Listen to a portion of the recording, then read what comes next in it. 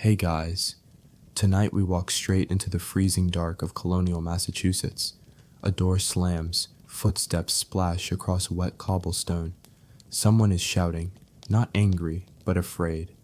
A torch flares against the side of a timber house, casting orange light on the trembling hands of a girl barely 13.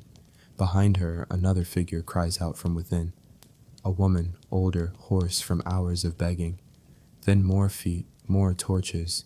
A name is called twice before the silence returns like snow. You're in Salem Village. The year is 1692, and whether you know it or not, someone just got accused of being a witch. If this sleepy scroll through the past brought you peace, a like and a sub would mean a lot. Also, if you're still awake, tell me your city and the time down in the comments, and how you're holding up tonight. Let your breathing slow. Let the past wrap itself around you like a shawl. It's time to begin. You're there now. The moon is low, clouds scuttle like gossip overhead, and the village is uneasy in a way that doesn't yet have a name. The first signs don't look like danger. Just two girls, Betty Paris, the 9-year-old daughter of Reverend Samuel Paris, and her older cousin Abigail Williams. You might assume they're playing house or stitching samplers, but instead they're on the floor, clawing at their own skin and howling as if something unseen were attacking them. Betty's father, being a minister, does what ministers do best in a crisis: panic like everyone else, but with scripture. The doctor is called, then neighbors, then more neighbors, and soon someone mumbles the one word nobody wants to say but everyone's thinking: witchcraft. You trudge past the parsonage, and even from the street you can hear the commotion. It sounds like exorcism meets theater class. The doctor can't find a physical cause, which in the 17th century is basically a cosmic green light for spiritual nonsense. One neighbor suggests maybe the girls had been frightened, or even poisoned, but poison doesn't explain how they knew your secrets. Because that's the thing, these girls start naming names.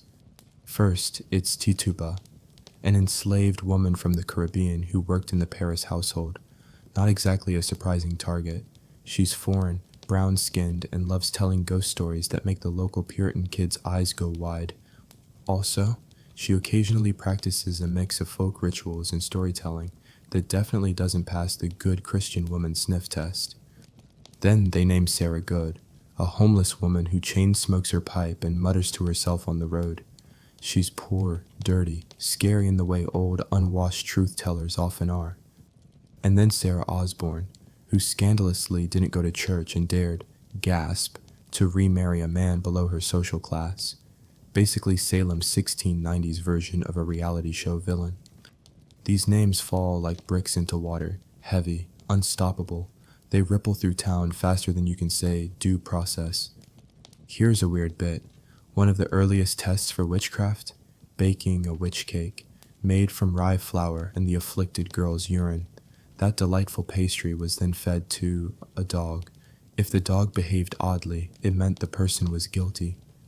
Historians still argue whether this was folk belief gone too far, or just another tool of desperation in a town spiraling into fear.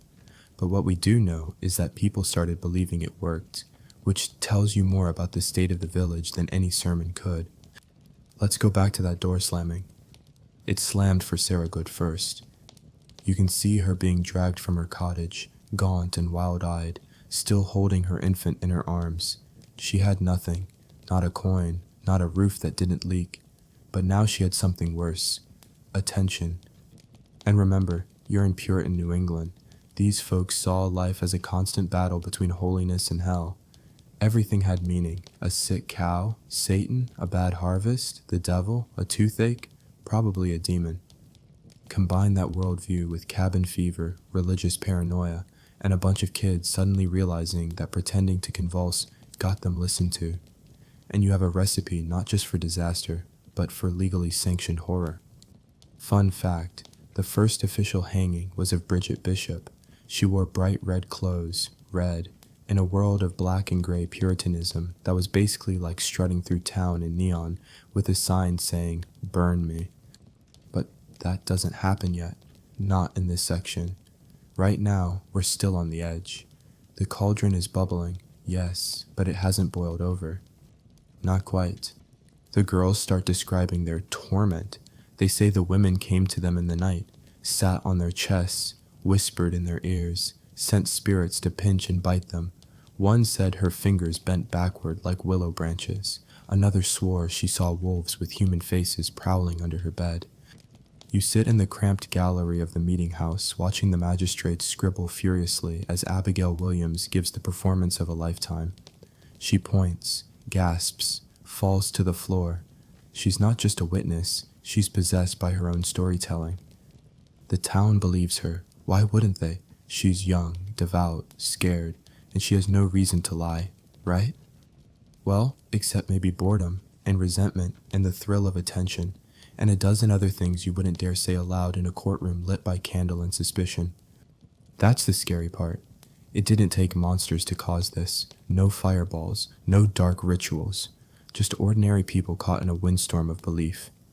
Because this isn't a story about witches. Not really. It's about fear. About what happens when people choose fear over facts. When they follow the most terrified voice in the room. When logic folds like wet parchment and all that's left is accusation. And it starts with a door, a torch, a girl's scream. The hanging platform hasn't been built yet. The jail still has empty cells. There's time, but not much. You pull your cloak tighter, the night deepens, and so does the silence. You wake with a start, or maybe you never really fell asleep.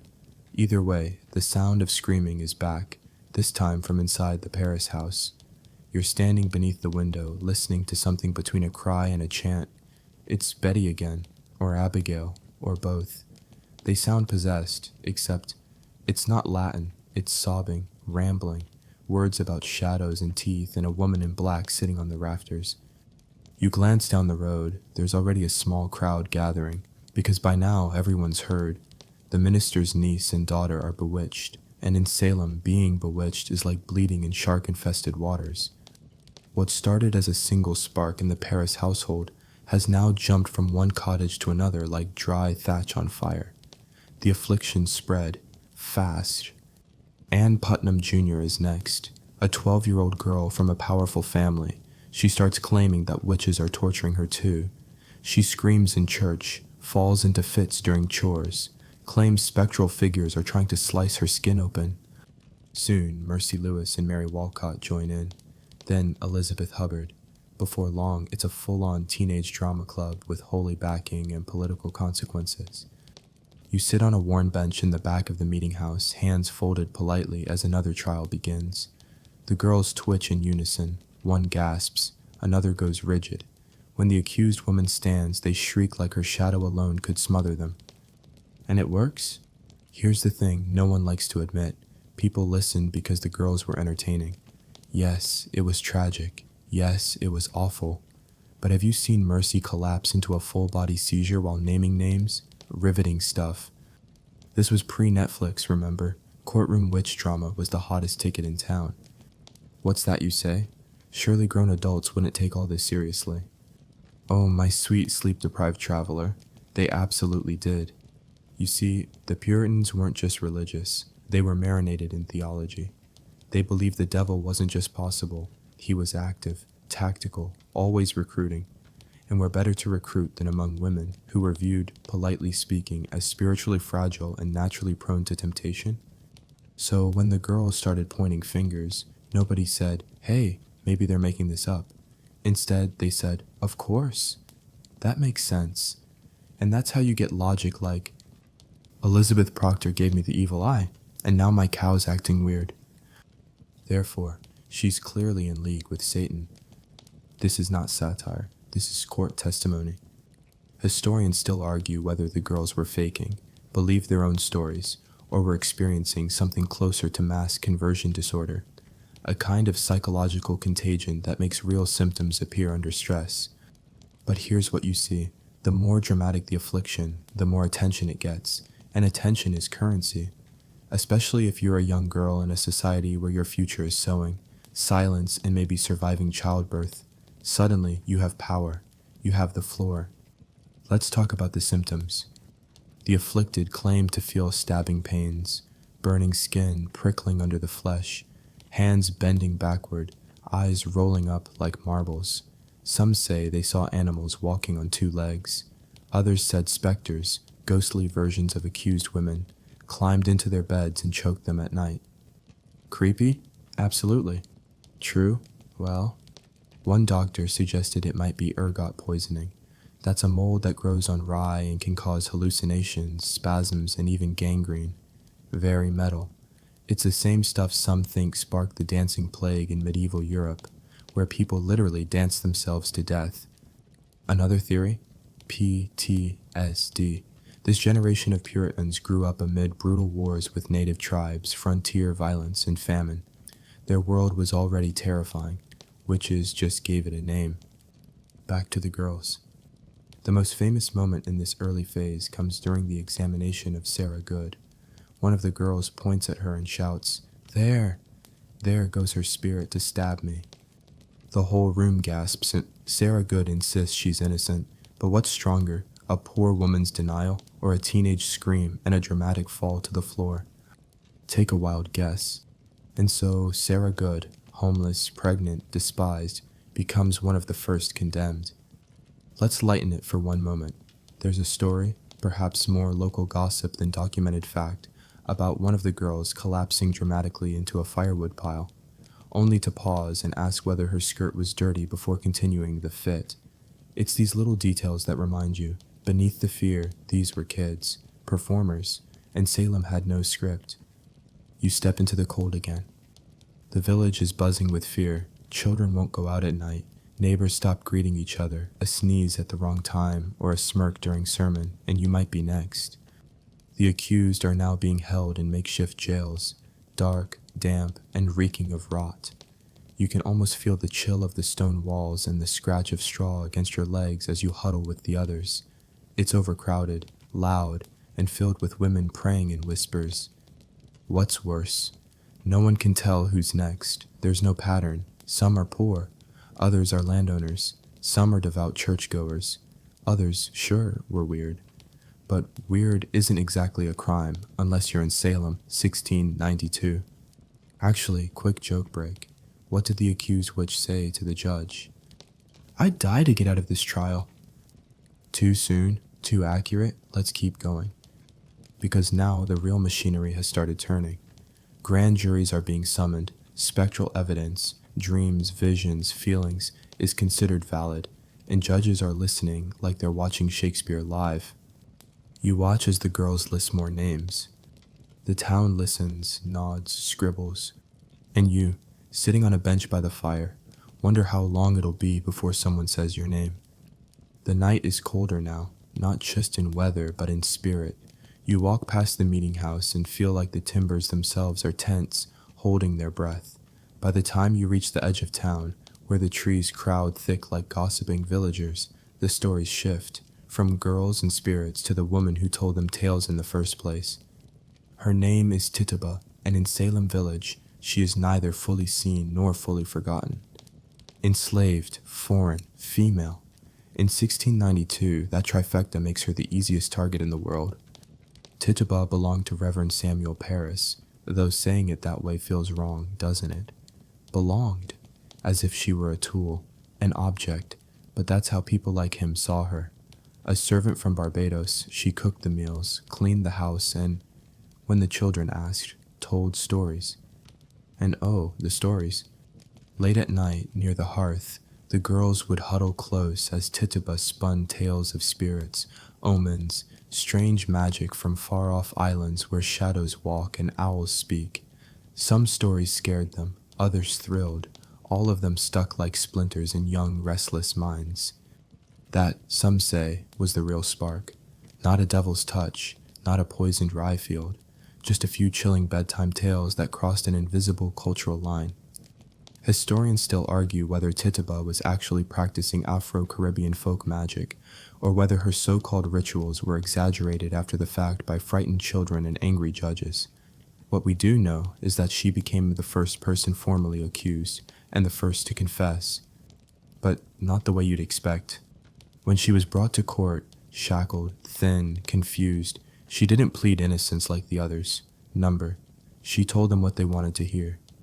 Yes, she said, she had seen the devil. Yes, She rode through the air on a pole. Yes, a tall man in black had forced her to sign a book that held the names of 9 witches, and counting. Tituba was smart, too smart maybe. She realized fast that denying everything got you hanged, but confessing, that bought you time. So she wove a tale so vivid, so dramatic, that even the magistrate sat stunned. There were animals, red cats, yellow birds, a wolf with a human face. There were gatherings in the woods, specters floating in firelight, and a book, always that book. The court couldn't get enough of it. This wasn't just confession, it was theater. And the more she described, the more the girls backed her up. They screamed when she looked at them, claimed her spirit pinched their arms, twisted their hair. At one point, one of them claimed she saw Tituba's spectral body fly through the ceiling and disappear like smoke. Meanwhile, Tituba sat there, probably thinking, if they want devils, I'll give them devils. She lived. Let that sink in. In the world of 1692, Salem, you were more likely to survive if you admitted you flew naked through the sky with a talking pig than if you calmly insisted you were innocent. Logic was dead, spectacle ruled. Now, here's a fun, creepy tidbit. During one of her interrogations, Tituba described a tall, dark man from Boston who asked her to hurt the children. Some think this was code, not for the devil, but for an actual person who'd been manipulating things behind the scenes, a shadow player, maybe even someone from the church or the local government. But that's just speculation, of course. Officially, no conspiracy was ever proven. Unofficially, Salem was practically stitched from secrets. Let's look closer at why Tituba's confession hit so hard. You're in a society where women have little voice, where enslaved people have none, and yet here she is, center stage, telling a story so rich in fear it becomes doctrine. The court latches on, the town leans forward. Even the afflicted girls, the ones she supposedly tortured, can't look away. Suddenly, it's no longer about a single case. Now it's a network, a ring, a conspiracy. Because if Tituba says there are others, then there must be. If her visions are true, then everyone should be afraid, and more importantly, everyone should watch everyone else. And that's how you turn a village into a weapon. Children spy on parents, husbands question wives, neighbors whisper about that one time you skipped communion or laughed during sermon. You, walking through this frozen town, start to wonder, did you leave your shutters open that night? Did someone see you slip out? Did your expression look too neutral when someone mentioned the devil? In this new Salem, neutrality is dangerous. You're either against witches or suspiciously quiet. The flames haven't started yet, but the air smells like smoke. A little more context. Puritan society believed deeply in covenant theology. The idea that the entire community was bound together in spiritual contract. If one person sinned, the whole town suffered. So even one witch in the village, that meant God might punish everyone. No wonder the townsfolk went looking for scapegoats. It's survival, dressed in holy robes. Back to Tituba. She's locked in jail now, with dozens of others. The irony? Her confession probably saved her. For months she sat in that rotting cell, while others were marched to the gallows. Because she played along. Because she gave them a villain. Of course, it didn't make her life better. She wasn't freed, wasn't celebrated, she simply wasn't killed. Her eventual fate is murky. Some records say she was sold to a new master, her name forgotten after the trials ended. But her impact? Oh, that lingered. Her confession, half fantasy, half survival tactic, opened the floodgates. The book with 9 names became 100. The circle widened, and the girls kept pointing. Once, one of them even claimed she saw a winged creature perch on the roof of the church during sermon. A familiar, she said, sent by Tituba. The court didn't blink, they just scribbled it down. And now, you sit by the fire again, listening to voices drift in from the meeting house. The names are being read. You recognize them, a midwife, a farmer's wife, a woman who once yelled at a magistrate. Not witches, just women. But now, they're monsters. Because a story once believed doesn't stay a story, it becomes law. And Salem? Salem believes. You sit on the edge of a low wooden bench, barely breathing. The courtroom is packed, not with criminals, but with faces twisted by hope, fear, and morbid curiosity. The girls are here again. And so is another woman about to lose everything to a word, witch. This is where it turns. This is where teenage lies become lethal. You might think it would take a strong case, real evidence, something you could hold in your hand. But no. All it takes is a look, a gasp, a well-timed collapse, and a name. Abigail Williams points to the woman on trial, eyes wide. She comes to me at night, she says. She rides me like a beast. She whispers poison into my ears. It sounds absurd, but people lean in closer. The woman stands stunned. You'd know her. She's lived here for decades. She helped deliver half the town's children. She brings bread when neighbors fall sick. But now, she's guilty because a girl said her specter pinched her in a dream. That's all it takes. You're watching the terrifying power of a teenage lie. At first, the community hesitates. These are just girls. Shouldn't they be questioned? But as their performances escalate, the screaming, the flailing, the perfect timing, the crowd moves from doubt to awe. It's not a lie anymore. It's entertainment. It's divine revelation. It's proof. Because who would fake something so dramatic? You'd be surprised. Let's look at Ann Putnam Jr. again. She's one of the most aggressive accusers. Her parents are influential. Her family's had land disputes with several of the accused. You do the math. Historians still argue whether the Putnam family encouraged her to accuse their enemies, or whether she genuinely believed what she saw. Either way, Anne names dozens of people, and almost all of them end up imprisoned, some executed. It's easy to call the girls liars, but the truth might be more complicated. Think of them not as villains, but as products of their world, where strict silence was expected, where girls had no power, where fear was the only kind of attention they knew how to seek. You grow up being told Satan is real, that he walks among you, that he wants you, and then one day your hand twitches and someone gasps, and suddenly all eyes are on you. Maybe your body really does convulse. Maybe it's a performance, or maybe it's both. In this chaos, reality starts to break. One girl claims to be bitten. Another says her arms are being twisted by invisible hands. During one trial, they scream in unison that the accused specter is sitting on the judge's shoulder, wearing a little black hat. And the judge, he doesn't laugh, he asks them to describe the hat. Here's the weird part. Every time one girl twitches, the others do too. A chain reaction of fear and mimicry. Their language becomes more dramatic, their accusations darker, more fantastical. Once, a girl claimed the accused woman sent a yellow bird to claw her eyes out. She screamed, swatted at the air, and fell backward in her seat. You could see the veins rise in her throat.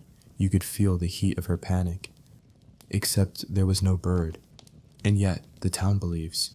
The judges, respected men like Samuel Sewell and William Stoughton, begin compiling lists. They write down confessions, they consult books.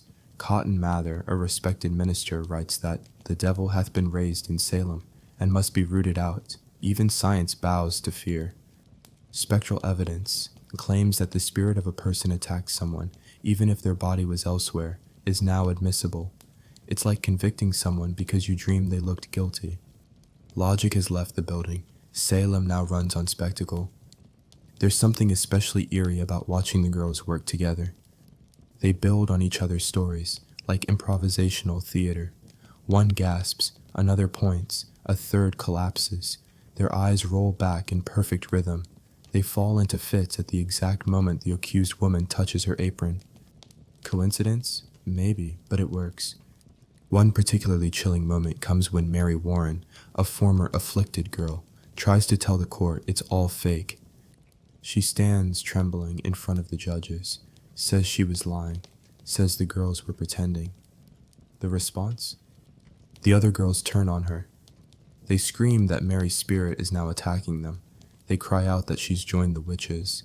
They mimic her words in a high, shrieking chorus until she breaks down sobbing. And just like that, Mary flips again.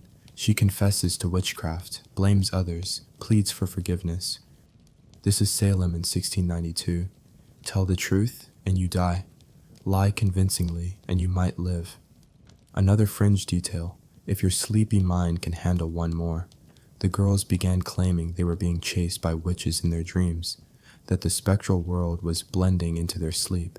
Some even said they were attacked during the day but couldn't see the witch until sundown. It's as if the whole town fell into a fever dream. The lines between waking and dreaming blurred until everything was accusation. And who paid the price? Mostly women, mostly poor, mostly mouthy.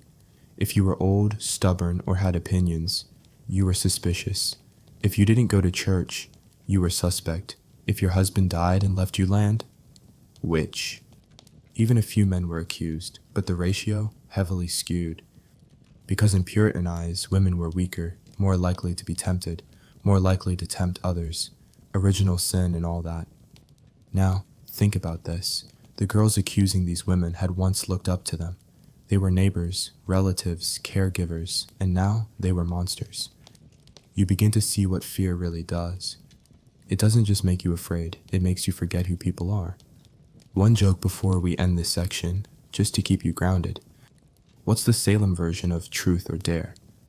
Confess or be hanged. Okay, maybe it's not that funny, but in Salem it was deadly serious. As the court adjourns for the evening, you step outside. The air is sharp, torches sputter in the wind, and somewhere down the road, a girl rehearses her next seizure. Tomorrow, someone else will scream, and someone else will die. It's early morning, but the air already feels heavy, like the sky itself is holding its breath. You're standing near the edge of Salem, where the forest looms in dark columns and the gallows haven't yet been erected. But the spot is chosen, a slope with a wide view where the whole town can see justice served, or what they think is justice. Today, Bridget Bishop is being walked to her death. You've seen her before, everyone has. She wore bright red petticoats. In Salem, that's practically a scandal. She spoke her mind, ran a tavern, and once sarcastically told a neighbor that she was as good a Christian as any. Gasp, clutch your pearls. But her biggest crime? She didn't fit the mold. Bridget had been accused before, years earlier, but was acquitted. This time, no such luck. Her trial was a circus. The afflicted girls rolled on the floor, claimed her specter bit them. One said she turned into a bird and pecked at her face during a dream. The court asked if she had made a poppet, a little doll used in folk magic, and she laughed. That didn't go over well. When they examined her for a witch's mark, a mole or blemish believed to be a teat for feeding demonic familiars, they found something they didn't like. That was enough. So here she is now, being led up the hill. You walk with the crowd. Some are silent, others whisper, "She cursed my turnips," or "She looked at my baby funny once." These aren't real crimes, but in a town where fear is currency, they pass. Bridget stands tall. Her last words are defiant. She swears innocence. But the noose waits anyway. The executioner tightens the rope. The crowd leans in, and Bridget Bishop becomes the first person hanged in the Salem witch trials. You don't forget the sound the trapdoor makes. It's not the execution that lingers, it's what comes after. A cold hush, as if even the trees are uncomfortable. Then the people turn, walk away, return to their lives. But you don't. You stand there, still picturing her bright red dress swaying in the wind. Because Bridget's hanging sets a precedent. If someone as well-known, as sharp-tongued and confident as her can die, who's safe? The answer, no one. In the days that follow, more are arrested, more confessions are extracted. But there's something especially vicious about the shift in town after Bridget's execution. It's as if the hangings make it real. The court begins taking testimony more seriously, more darkly. A woman is accused of sending her spirit to choke a baby. Another is said to have turned into a wolf and attacked a neighbor in a dream. These are not metaphors, these are legal claims accepted as evidence. And yet, here's the twist. People start competing to confess more extravagantly. Yes, I saw the devil. Yes, I flew. Yes, I signed the book. Yes, I attended a black Sabbath in the forest. It's like a grim storytelling contest where the winner gets to live another day. You see a farmer's wife, broken and trembling, confess just so she can go home to her child. She doesn't believe it, but belief is a luxury Salem no longer affords. Survival is the only doctrine. Then come the more surreal moments, like when a woman is accused of sending her specter to haunt a pig. The pig goes mad, they say, and therefore the woman must be a witch. You think they're joking. They're not. Historians still argue whether the judges truly believed this testimony, or if they simply didn't want to admit they'd gotten it wrong. After all, backpedaling would mean admitting they'd just hanged an innocent woman, and maybe more. So the logic becomes circular. If you're accused, that's suspicious. If you deny it, that's even more suspicious. If you confess, well, at least you're honest. Maybe you'll live. There's a certain math to it, and it's terrifying. You walk by the jail, a sagging, reeking building with iron bars and straw-stuffed cells. Inside, women whisper prayers, children cry. One woman, Sarah Good, still holds her infant close, though she knows she won't for long. Quick historical aside, Sarah Good's infant died in that cell. Starvation and cold. She was still breastfeeding when they took her to the gallows. And when she was hanged, she was asked one last time to confess. She didn't. Instead, she turned to the judge and said, "You're a liar, and I'm no more a witch than you are. And if you take my life, God will give you blood to drink." Yikes. Years later, that judge choked on his own blood. Coincidence? Maybe, but in Salem, coincidences feel heavier. You start to notice the effect it's having on the town. The children don't play anymore. Doors are barred tighter at night. Neighbors barely make eye contact. And the girls? They seem to thrive in this. Their influence grows. When they walk through the town square, people step aside. When they speak, adults hush. When they accuse, no one argues. It's unsettling. You remember that just a month ago they were children, laughing, playing games. Now they're prophets of death. There's a moment when one of the girls, Ann Putnam Jr., again, walks past a woman she hasn't accused. She pauses, looks her up and down, smirks. And the next day, that woman is arrested. This is how thin the line becomes. Even the judges are starting to squirm. Privately, they whisper that maybe things have gone too far. Maybe the rules of evidence need tightening. Maybe this isn't justice. But publicly, they march forward, because stopping now would mean admitting fault. And people don't do that well, especially when they've built gallows to prove they're right. One fringe theory at the time, some whispered that witches could enter your dreams, steal your soul, and wear it like a coat. So even if the accused looked normal, maybe they were just wearing the skin of the real person.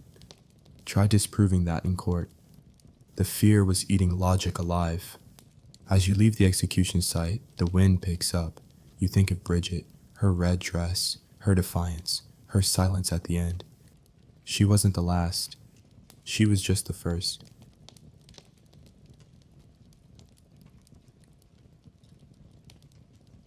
You wake again to shouting. Not screams this time, not quite, but testimony. Voices raised in argument. Someone sobs. Another calls for silence. You follow the sound past the meeting house to the dusty wooden courtroom, now more crowded than the church on a holy day. Inside, the air is thick, part dust, part heat, part dread. You find your place in the gallery, shoulders brushing strangers, and hear the words float across the room like smoke. Invisible forces, specters, familiars. The latest accused is an old widow named Susanna Martin. She smiles when the charges are read, which the judges interpret as proof she's guilty. You glance at the girls. They've begun another fit, just as her name is spoken. One claims that Susanna's spirit just flew in through the window and bit her. Bit her? Another girl cries out that she's being stabbed in the side. A third insists she sees a black cat on Susanna's shoulder, whispering secrets. There's no cat, but it doesn't matter. The term spectral evidence keeps coming up. You'll hear it again and again. It's the legal way to say, I saw something invisible and I'm absolutely sure it was her. It's the only kind of proof Salem needs. You think back to earlier in the year, when accusations were limited to odd dreams and sudden fevers. Now the testimony includes flying pigs, talking birds, and women transforming into wolves, spiders, and, in one case, a blue-eyed rat that recited psalms backward. It would be hilarious if it weren't lethal. Here's a historical fact to ground us. Spectral evidence was allowed in court because the judges believed Satan could not impersonate the innocent. In other words, if your ghost showed up in someone's nightmare and did something weird, then you were probably guilty, because the devil wouldn't use your face unless you'd given him permission.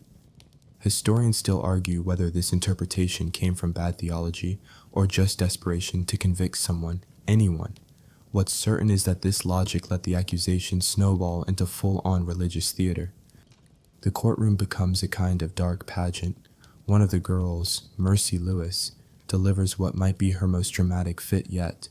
She twirls, collapses, and foams at the mouth, claiming the accused woman is trying to twist her bones from the inside out. No one questions why the afflictions only occur in court. No one asks why they vanish the moment the accused is removed from the room. Instead, the judges lean forward. They scribble furiously. One even mutters that Satan walks among them. You step outside to breathe. Even the air feels different now, thinner, like the very oxygen in Salem has turned suspicious. Walking past a group of children, you overhear them playing a new game. Who's the witch? They take turns accusing each other, then collapsing into fits. One child ties another to a post and shouts for the judge. Everyone laughs, but not too loudly, not where adults can hear. Because the game isn't really a game. Back in court, another woman is being tried, Martha Carrier. Her neighbors say their animals died after she walked past, that their milk curdled when she looked at it. One says he dreamed she whispered in his ear and woke up with a bruise on his neck. You look around, no one's laughing. Even when someone claims she appeared in the form of a flaming raccoon, there are nods, furrowed brows. Someone clutches their Bible tighter. Fun fringe tidbit, one man claimed Martha made his oxen speak Hebrew. No one asked why the oxen would choose a dead language. The deeper Salem sinks, the less people ask questions. Here's another bizarre turn. Some of the girls begin claiming they can see the devil himself standing beside the accused. Tall, dark, dressed in black. Sometimes he carries a book. Sometimes he has hooves. But only they can see him. And the judges, they don't blink. They ask questions like, what does his cloak look like? Or, did he have a red mark on his hand? They're building a profile of Satan like it's a murder case. They're interviewing him through secondhand screams. You start to see the pattern. Each trial pushes the next one further. Each accusation adds new layers of surrealism. If the last witch could turn into a black dog, then the next one better transform into a serpent and float. The logic is simple. The more spectacular the crime, the more convincing the fear. And the crowd eats it up. At night, the taverns hum with whispered rumors. I heard one of them flew across the river. I heard another gave birth to a spider with a human face. I heard they worship under a full moon with a demon named Scratch. Scratch, that's one of the devil's old nicknames, the kind of detail someone hears once and passes along like gossip spiked with nightmare. You remember that these aren't the twisted fairy tales of ancient Europe. This is New England. This is your neighbor, your midwife, your friend's mother. They're not strangers, they're just unlucky. There's a story, and yes, it's real, where the judges had a woman stripped and examined for a witch's mark. A mole, a birthmark, even a flea bite could be considered proof. One woman had a skin tag, and they declared it a nipple for the devil's imps. She was hanged 2 weeks later. This is the world now. Your body is a crime scene, and dreams are admissible evidence. One joke before we close this section, grim, but it fits. Why did the witch get a lawyer? To argue she only imaginarily flew naked through the woods. Not helpful in Salem. They'd have asked what color the trees were. You walk home under moonlight. A breeze whispers through the trees, and you find yourself wondering, if a girl pointed at you tomorrow, would anyone defend you? Or would they remember that time you muttered something under your breath, that time you skipped church, that time your cow got sick? The silence feels like a verdict. You wake to weeping. It's early, still gray, the sun not yet committed to rising, and someone is crying softly just outside the jail. A child, no older than 5, clutches the bars, calling for her mother. Inside, you can hear the woman whispering back. Not sobbing, not screaming, just trying to sound calm. This is the new Salem morning. The jail is full now, packed, really. So full that prisoners are being held in makeshift cells, cold barns, storage sheds, and even the basements of public buildings.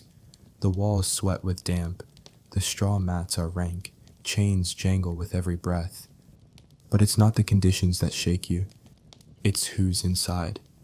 You see grandmothers, midwives, churchgoers, a woman who helped deliver your neighbor's third son, a girl who once taught letters to the youngest children. You see them all huddled together, some clutching rosaries, others mouthing silent prayers to a God who suddenly feels very far away. And outside, their children wait. You step aside as a boy, barefoot and tear-streaked, walks past with a basket of bread. He's trying to deliver food to his mother. He doesn't understand why she's not allowed out, why she was taken in the middle of the night, and why the neighbor who once gifted them apples pointed a shaking finger and called her witch. He's 8, and he already knows how to keep his voice low. Inside the jail, the women form fragile alliances. They comfort each other, sing hymns, pray, but they're also bargaining with fate and with the court. Because now there's a whisper going around. If you confess, they won't hang you. So some do. They name names, real names. They say they saw goody so-and-so at the devil's meeting in the woods. They say she rode a broom, made a pact, kissed the black man. It doesn't matter if it's true. It buys them time. And time, in Salem, is the only thing more valuable than breath. Historians still debate how many confessions were sincere. Some clearly weren't. You can see it in their eyes as they speak. But what choice did they have? A lie that saves your life starts looking better than a truth that earns you a rope. One woman, Deliverance Hobbs, confessed to flying through the sky with a black dog on her heels. She named 5 others. She lived. Another, Abigail Hobbs, her daughter, confessed even before being questioned. She said she'd been promised beautiful clothes and a free life by a dark man in the woods. The judges nodded gravely. The girls shrieked in approval. You just stared. Because these weren't monsters, they were mothers. And now, their children beg for them through iron bars. Let's talk about the weirdest thing happening now. Children being imprisoned. Yes, actual children. Dorothy Good was 4 years old when they accused her of witchcraft. 4. She was the daughter of Sarah Good, already jailed and sentenced. When questioned, Dorothy admitted that her mother had a snake that talked. That's all. But in the mind of a terrified Puritan, that meant she had a familiar, a demonic companion. So they locked her up. A 4-year-old in prison, alone. She went mad in her cell. The jailer later described her as speaking to invisible friends, pulling at her hair, crying through the night. Was it trauma, imagination, possession? Does it even matter? Historians still argue whether her words were coerced, misunderstood, or play acting taken too seriously.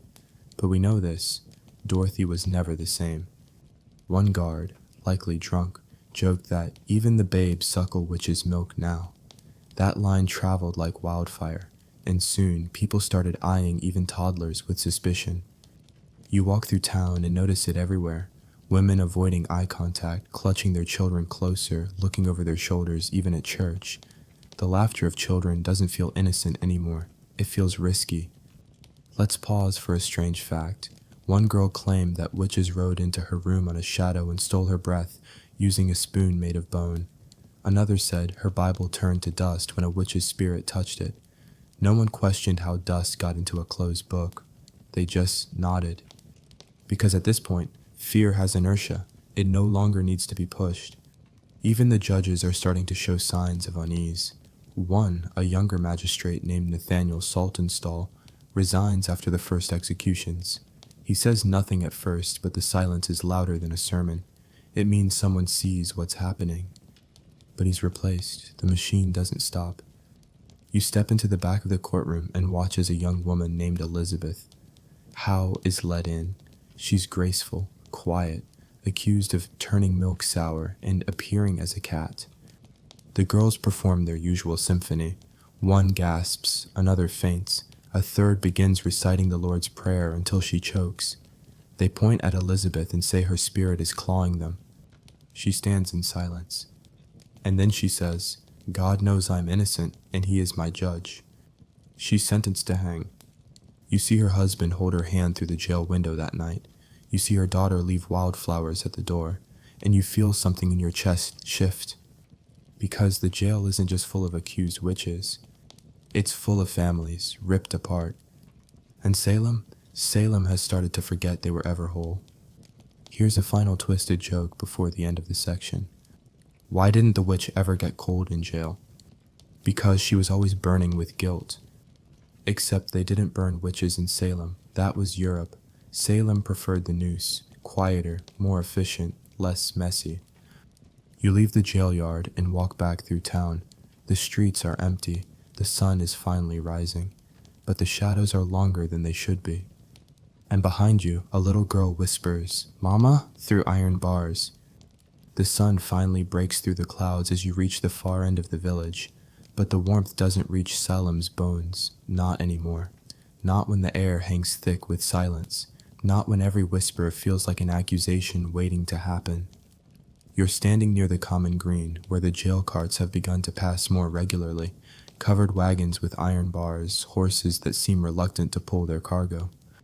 Today, you're not here for another accusation. You're here for something stranger. A confession. Her name is Rebecca Eames, and she's a mother, a grandmother, and, until recently, a highly respected churchgoer. She came to Salem to watch an execution, and while standing in the crowd, someone noticed her crying. Not just crying, but shaking. And because trembling is never just trembling in Salem, someone accused her on the spot. She was arrested right there among the hanging crowd before she even made it home. Now she's in jail, and now she's confessed. But not to guilt. No, her confession is something altogether more gutting. She says she confessed because her son was in danger. That's the trade-off in Salem. You can lie and save someone you love, or tell the truth and lose everything. And Rebecca, she chose her son. She claims she was forced to sign the devil's book, that she saw the black man, that she flew through the air, that she was turned into a shadow and told to kill with her thoughts. She says these things with tears in her eyes. And you can tell, she's not afraid of God. She's afraid of the court. Inside the jail, you watch other women whispering. Some have made the same choice. They say what's expected. They tell stories that match the girl's visions. They weep. They nod. They survive. But not everyone bends. Take Martha Corey, for example. You've heard her speak in church. She's whip-smart, calm, a bit proud. She once said the whole trial business was foolishness. That's all it took. The girls accused her the next day. During her trial, she stood like a stone and denied everything. But the moment she opened her mouth, the girls howled that her specter was pinching them again. They began mimicking her movements. When she tilted her head, they tilted theirs. When she stepped forward, they stumbled back as if yanked by invisible cords. Martha stared them down. "God will know the truth," she said, "even if none of you do." They hanged her anyway. Historians still argue whether these mimic fits were part of a mass psychogenic illness, a kind of contagious hysteria, or a coordinated performance. Either way, it worked. And now the prisons are so full they're opening more in Ipswich and Boston. The jailers are paid in cornmeal. The accused must pay for their own shackles. Yes, really, or rely on family to cover their stay. Imagine that. You're poor, accused, starving, and now the court bills you for the privilege. Here's a strange little aside. One jail report mentioned a woman so thin she could slip one wrist free of the manacle, but she didn't run. Why? Because her daughter was still locked up in the next cell. In Salem, your chains are never just iron. Back in the courtroom, another story unfolds. Elizabeth Proctor, wife of John Proctor, a farmer with a sharp tongue and little patience for hysteria, has been accused. She's pregnant. She stands in court, belly just starting to show, while the girls scream that her spirit is trying to crush their lungs. She denies it, calmly, fiercely. John defends her, loudly, dangerously. He says the girls are lying, that the court is being deceived, that the judges are damning innocent souls. Big mistake. Within a week, John is accused too. Now, both husband and wife sit in jail, their children scattered between neighbors. Elizabeth's pregnancy earns her a stay of execution. John is not so lucky. They say he laughed when they sentenced him, said, "Hang me if you must, but leave the truth alone. He will die before the winter comes." But not yet. Let's swing back to another woman, Anne Foster, 70 years old, widowed, quiet. She's accused and tortured in jail, not with whips or fire, but by being deprived of sleep, food, and kindness. After 3 days, she confesses to flying with witches through the sky, attending a black mass, and signing the devil's book. But she also recants. She tries to undo the lie. The court doesn't care. They believe the first version, the one with demons. That's the one they want. Here's the unsettling truth. Once you confess, they didn't let you take it back. Lies were sticky. And truth, in Salem, was as fragile as breath on glass. There's a tale going around the jail now, half myth, half fact, about a woman who refused to confess even as her daughter begged her to. The daughter had already lied to save herself. The mother would not. Their final meeting, through iron bars, is remembered only as quiet. Quiet in a town drowning in noise is the loudest thing of all. Let's shift to something weirder, because, oh yes, Salem has layers. During one trial, a man named George Burroughs, a former minister, is accused. He's not just a witch, they say. He's the ringleader, the devil's general. Why? Because he lifted a musket with one hand once, because he recited the Lord's Prayer too perfectly, because a dream told them he drank blood from a chalice shaped like a skull. These aren't metaphors, these are sworn testimonies. And the girls? They love it. He's their villain, their Voldemort. But when he stands at the gallows and recites the Lord's Prayer flawlessly, even some of the crowd begins to doubt. They were told witches couldn't speak the holy words. But the rope drops anyway, and someone in the crowd says, "We've just killed a godly man." You wonder, is this the beginning of the end? Maybe, but not yet. Not before more mothers confess to crimes they didn't commit. Not before more children visit jails with loaves of bread. Not before the lies become heavier than the truth could ever be. One last joke for the road. Why don't witches ever lose at court? Because they charm the jury. Unless the jury's Puritan, then, well, no amount of charm helps. You step away from the courthouse, your feet heavy in the dirt. The wind is sharp again, the smell of wood smoke drifts through the trees. And somewhere behind you a voice pleads, not for mercy, but for someone to please believe her. You hear him before you see him. The groaning, the coughing, the low rattle of pain that sounds more animal than human. You're near the old quarry now, where the earth dips into a shallow basin and the rocks lie broken and half buried in moss. It's here, in this unlikely place, that the trial of Giles Corey comes to an end. Not in the courtroom, not in the jail, but beneath a pile of stones. This is the only case of pressing to death in all of American history. And it happens right here, to a man who refused to speak. Let's back up. Giles Corey is no saint. He once beat a farmhand to death over a debt and was fined for it. But when the witch trials began, he was no fool either. He saw what happened to those who opened their mouths. Confession, condemnation, noose. So when they accused his wife, Martha, remember her from earlier, he stood up for her, loudly. Too loudly. So the girls accused him next. The court asked him to enter a plea, guilty or not guilty, but Giles didn't answer. Silence is a weapon here, and a dangerous one. See, if he refused to plead, the court couldn't technically try him. No plea, no trial, no verdict, which also meant no forfeiture of land.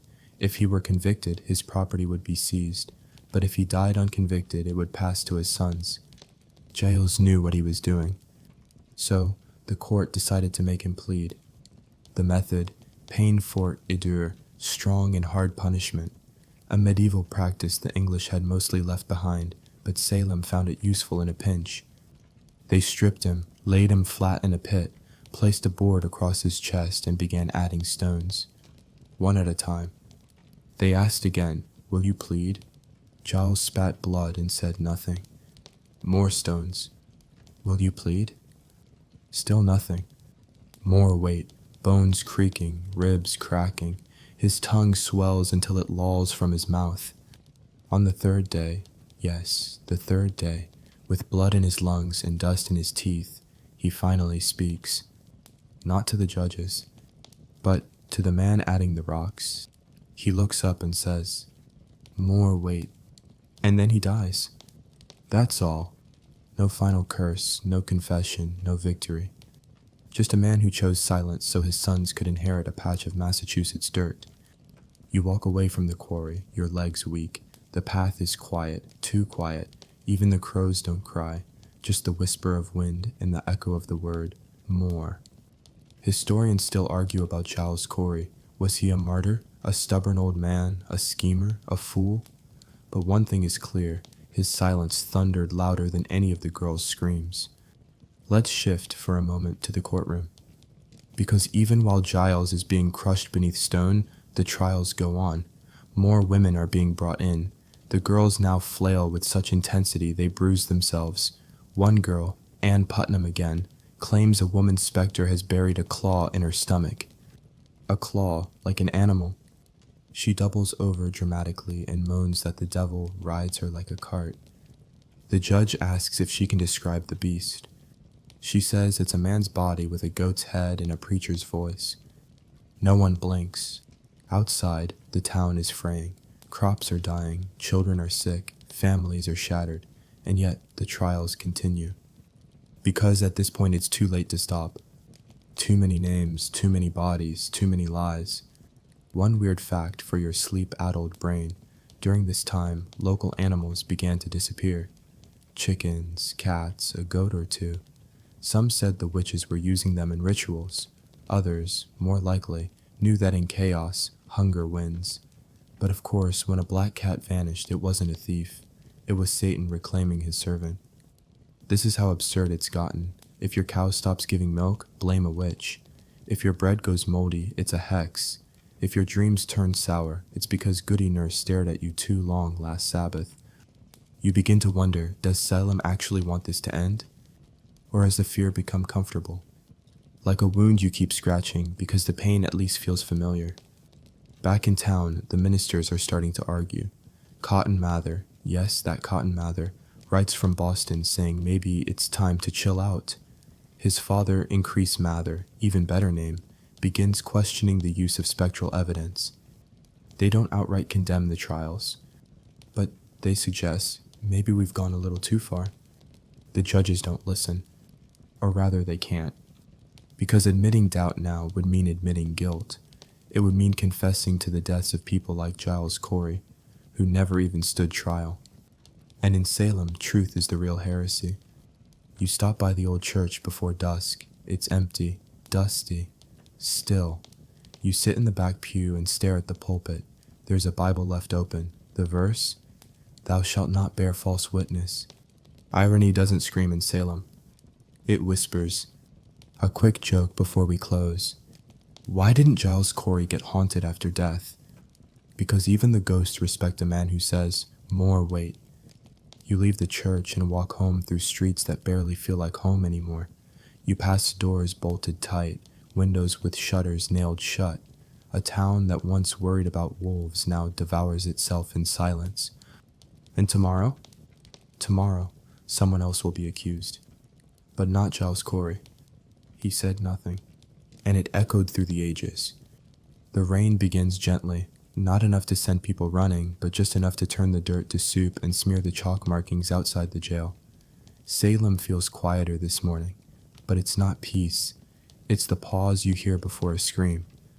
And in this stillness, one question grows louder than the rest. Why did everyone believe them? You stand beneath the meeting house awning, watching people file inside. There's another trial today, another name, another gasp. But before we wade deeper into confession and collapse, you need to understand how this whole mess wasn't chaos from the start. No, Salem had a method, a system. And that system was terrifyingly logical.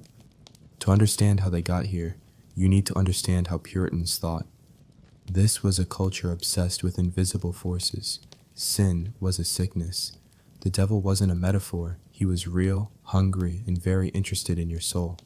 People prayed against temptation like they prayed against plague, because in their minds they were practically the same thing. They believed the devil made contracts, literal ones written in books with ink, blood, and names.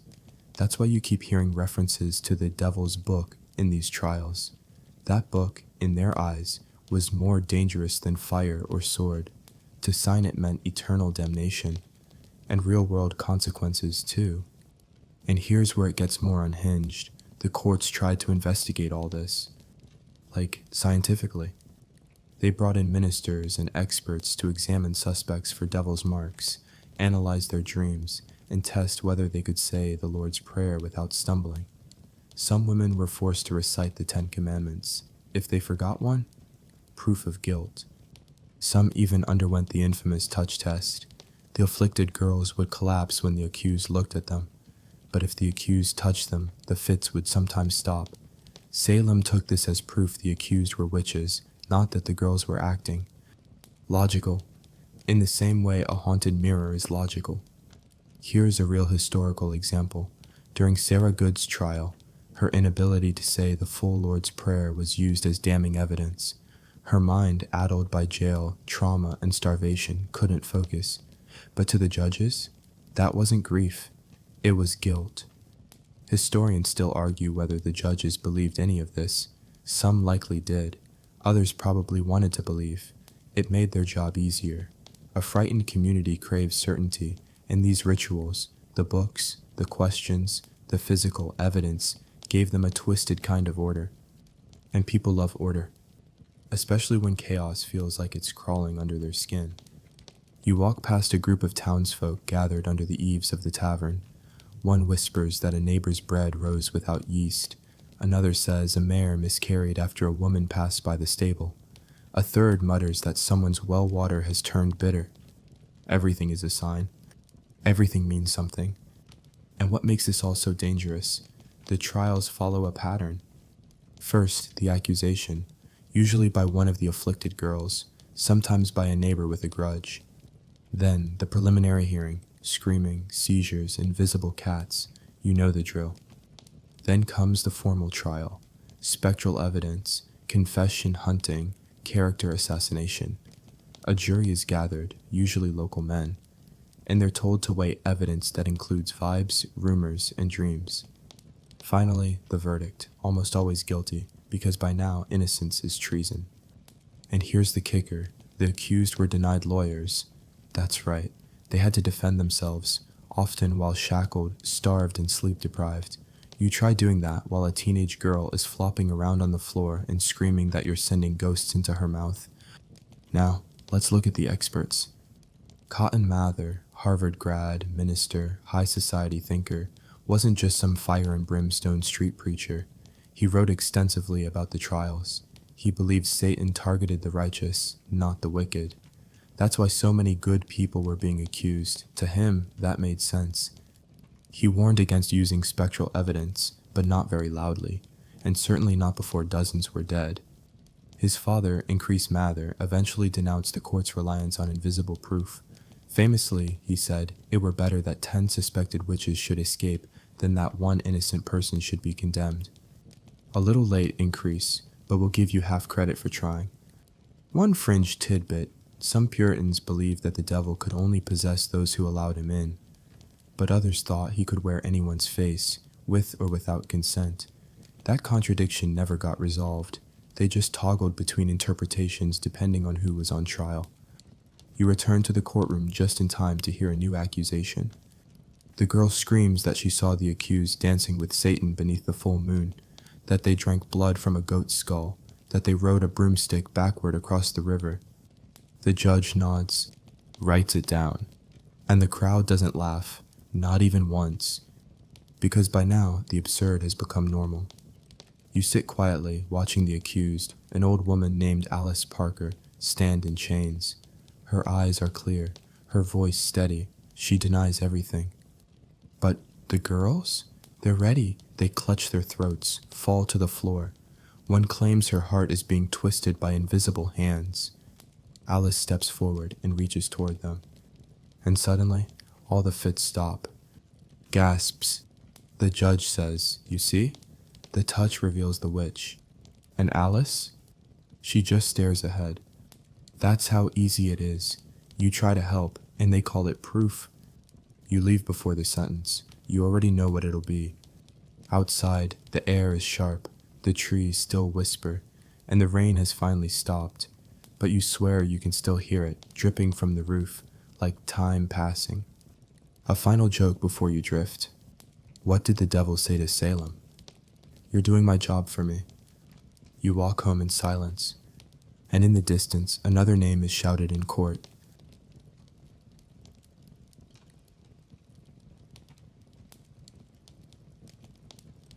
You hear the scraping first. Wood on wood, a door groaning open in the gray hush of dawn. You follow the sound to the meeting house, now doubling as a temporary jail overflow. The floorboards inside are worn thin by pacing feet. One candle flickers in a window, and beneath it, on a crude cot made of rope and straw, a woman sobs into her hands. Her name is Mary Lacey. She's 16 years old. And today, she's going to testify that she flew through the sky, danced with the devil, and signed her name in his book, in her own blood. Of course, it's a lie, but it's a lie that saves her life. You find your place in the back corner as the courtroom fills. The walls groan like they're tired of listening. The air smells of sweat, wool, and fear. Mary is brought in, pale, shaking, her eyes darting like a cornered rabbit. She looks at the judges and blurts it out. Yes, I am a witch. The room holds its breath. She doesn't stop there. She gives names, describes rituals, says she's seen people shapeshift into ravens, says she flew on a pole made of bone across the tops of trees. It's surreal, and it works. She survives. Confession in Salem is a form of performance art. The more dramatic you are, the more likely they'll let you live. Just give the court what it wants. Vivid images, new names, a bit of horror, and they'll clap with the rope still in their hands. It's hard to blame Mary. She was jailed, interrogated, probably threatened, and she did what any terrified teenager might do in a world where dreams count as evidence. She made things up. But her lies don't just save her. They condemn others. The ripple spreads. The next day, one of the girls accuses a midwife, Anne Pudiator, of giving her a poisoned drink in a vision.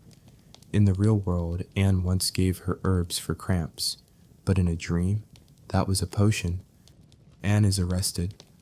You walk through Salem now and see the effects everywhere. One woman hurries across the green when she sees a girl approaching. Another leaves food on her neighbor's porch but doesn't knock. People are afraid to speak, afraid to comfort, afraid to even ask questions. Because questions are suspicious. You see it in the tavern, too. There's less laughter, more silence, and when a farmer from Ipswich makes a joke about broomsticks, the room turns cold. No one laughs. No one wants to be seen laughing. Because humor, in times of terror, becomes treason. Let's talk about one of the weirder details of this era, the use of witch cakes. Yes, we've mentioned them, but you finally see one today. A crude loaf made of rye meal and the urine of the afflicted. Yes, they mix it into the dough, then bake it, then feed it to a dog. If the dog shows signs of discomfort or strange behavior, the girl is considered bewitched. If the dog ignores it, the witch must be someone else. You watch this unfold behind a barn. Two girls, a mother, and a midwife arguing in hushed tones. The dog eats it, wags its tail. Nothing happens. The mother starts crying anyway. Historians still argue whether this ritual was a desperate attempt to find logic or just lingering folk superstition wrapped in Puritan robes. But for the women in that yard, it feels real. It feels like science. Salem is starting to eat itself. Jails are full. Trials run back to back. One judge falls ill and is replaced by another without missing a single accusation. And the girls? They're tired, but still hungry. Because this isn't about evil anymore. It's about attention. You notice a change in the way the afflicted act. The fits come faster, more violently. They wail, moan, claim to see snakes in people's hair, faces melting, ghosts walking through walls. One girl says a witch's spirit pulled her through the rafters and dropped her in a pit of fire. And the crowd? They nod. Because the stranger the story, the more believable it's become. Here's a creepy fringe fact. A few of the girls began speaking in languages they didn't know, or so they claimed. One muttered something that sounded like Hebrew, another, Latin. A minister suggested they had been gifted tongues by Satan. Turns out, one of them had just read from the back of a Bible. But again, details don't matter when fear runs the trial. You step into the courthouse as another confession begins. This time it's Deliverance Dane, who confesses after days in jail without sleep. She says the devil visited her wearing a hat. A hat? That detail is repeated by the girls with glee. Yes, we saw that hat too. It becomes a kind of storytelling loop. The accused describes a scene. The girls validate it with screams and detail. The judges write it all down. And the noose tightens. Here's something that might surprise you. Many of the accused still believed in witches. Just not themselves. They believed in dark pacts, in Satan's agents. They just knew they weren't one of them. That's how deep the belief ran. They weren't challenging the system, just begging to be left out of it. That's the horror. They weren't all rebels. They were devout. Devoted, God-fearing, terrified of hell, and yet dragged to the gallows anyway. Let's not forget the men. It wasn't just women. Salem accused men too, like John Willard, a former constable who refused to arrest more people. He said the trials were madness. The girls named him next. He ran, was caught, and hanged. Before he died, he said, "God knows I am innocent, and he alone will judge this town." You walk past the hanging tree that evening. It creaks in the wind. There's no one there now, but the grass beneath it doesn't grow quite right. People avoid it, not out of guilt, out of habit. And in this new Salem, that habit is enough to keep fear alive. Here's a sleepy time joke before you shut your eyes, but good luck sleeping. Why did Mary Lacey get cast in the school play? Because she nailed her confession monologue. You walk home slower tonight. There are fewer lights and windows. The wind carries less warmth. Even the dogs don't bark.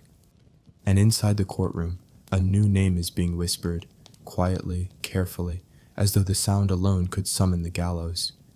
You wake to voices rising in the square, not wails, not chanting, but something colder, money changing hands. You step outside and see it clearly now.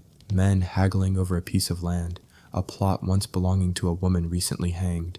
No one says her name out loud, but they all know it. She was accused, convicted, and executed, and now her farm is up for grabs. This is the part of the Salem story they don't teach in school. This is the part that smells like greed. You pass a merchant counting coins, a judge's brother taking notes, a neighbor smiling a little too easily, and you realize not every accusation was holy. Some were just convenient. Let's rewind. There's a long-standing theory, debated endlessly, that many of the Salem accusations were fueled by land disputes, boundaries, inheritance, taxes. In a town where property equals power, what better way to settle a grudge than to erase the other person altogether? Take the case of George Jacobs Sr., an elderly man with a crooked cane and a sharper tongue. He had a large piece of land, disliked by some neighbors, known for arguing with relatives, and suddenly, accused by his own granddaughter, under pressure, of course, of witchcraft. He's hanged. His land? Contested. Historians still argue whether this was orchestrated or coincidental, but patterns don't lie.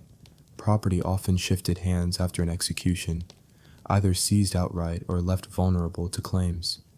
And in a world of legal technicalities, being dead makes you a terrible negotiator. Let's visit another example, John Proctor. You remember him, the fiery farmer who stood up against the girls, accused the court of madness, refused to lie. He had land, influence, pride, and enemies. After he was arrested, his holdings became open targets. Disputes sprang up like weeds. Neighbors staked claims. Family members distanced themselves. The vultures circled. He was too dangerous alive, too valuable dead. You watch as another parcel is marked with a crude wooden post, initials scratched into the surface, not the accuseds, the new owners. And this is where the fear begins to rot into something worse, opportunity. People start noticing how convenient certain accusations are. That widow who wouldn't sell her orchard? Which? That neighbor whose fence accidentally crossed into someone else's boundary? Which? That quiet man who didn't attend church for a few weeks because of a bad knee? Which? It becomes a currency, not just of power, but of silence. Because if you speak up, you might be accused. But if you stay quiet, you might get something out of it. You step into the tavern just in time to hear a merchant say, "It's a shame what happened to Widow Holman, but that pasture's been empty too long." No one disagrees. No one even blinks. This isn't just spiritual panic anymore. It's economic warfare. And the court? It doesn't see a problem. As long as names are being confessed and prayers are being said, what happens to property is just paperwork. Even the church gets in on it. Ministers were often given portions of land seized from the convicted, not always directly, but quietly, through deals, through favors, through silence. Back at the jail, a woman named Sarah Cloyce, sister of the executed Rebecca Nurse, begs to speak with a minister. She says she's innocent. She quotes scripture. She weeps. But the minister just listens and nods and leaves. Later, her neighbors start arguing about her land. You see how fast grief turns into claim staking. Want a fun, terrifying detail? There were cases where entire families were accused. Husband, wife, daughter, even grandchildren. Why? Because if the whole family dies, the land gets vacuumed up into the village coffers or surrounding neighbors' estates. Imagine being 13 and knowing that your family's orchard might be why you're about to be hanged. One woman, Mary Bradbury, was nearly 70 when she was accused. Her husband was wealthy, connected, he fought for her, and she survived. Some say he bribed the right people. Others whisper that she escaped jail and hid in the woods. Whatever the truth, her land was not seized. Coincidence? Or proof that if you're rich enough, the devil has to wait? Here's the kicker. None of this was illegal. There were laws in place for confiscation of the estates of convicted witches. Once you were judged guilty, your possessions, your house, your livestock, your land, could be auctioned or absorbed. And the judges, they signed those deeds. You pause by a creek at the edge of town and watch the water pass over the rocks, always moving, always changing, never asking who died upstream. Because Salem doesn't ask. It just counts. Here's a little dark humor to tuck under your pillow. Why did the Puritans love real estate? Because location, accusation. You smile, just a little, then feel guilty for it. That night, you return to the jail and hear the clink of keys. Another woman's been brought in, old, quiet, unbothered by the guards. She holds her head high. Her name is Mary Easty, another sister of Rebecca Nurse, and she knows why she's here. She doesn't plead. She doesn't scream. She just says, "I'm innocent and I forgive you." They hang her a week later. Her family's land? Gone. By dawn, a man from another village is planting stakes near her orchard. And in the meeting house, a new name is whispered by candlelight. Another widow.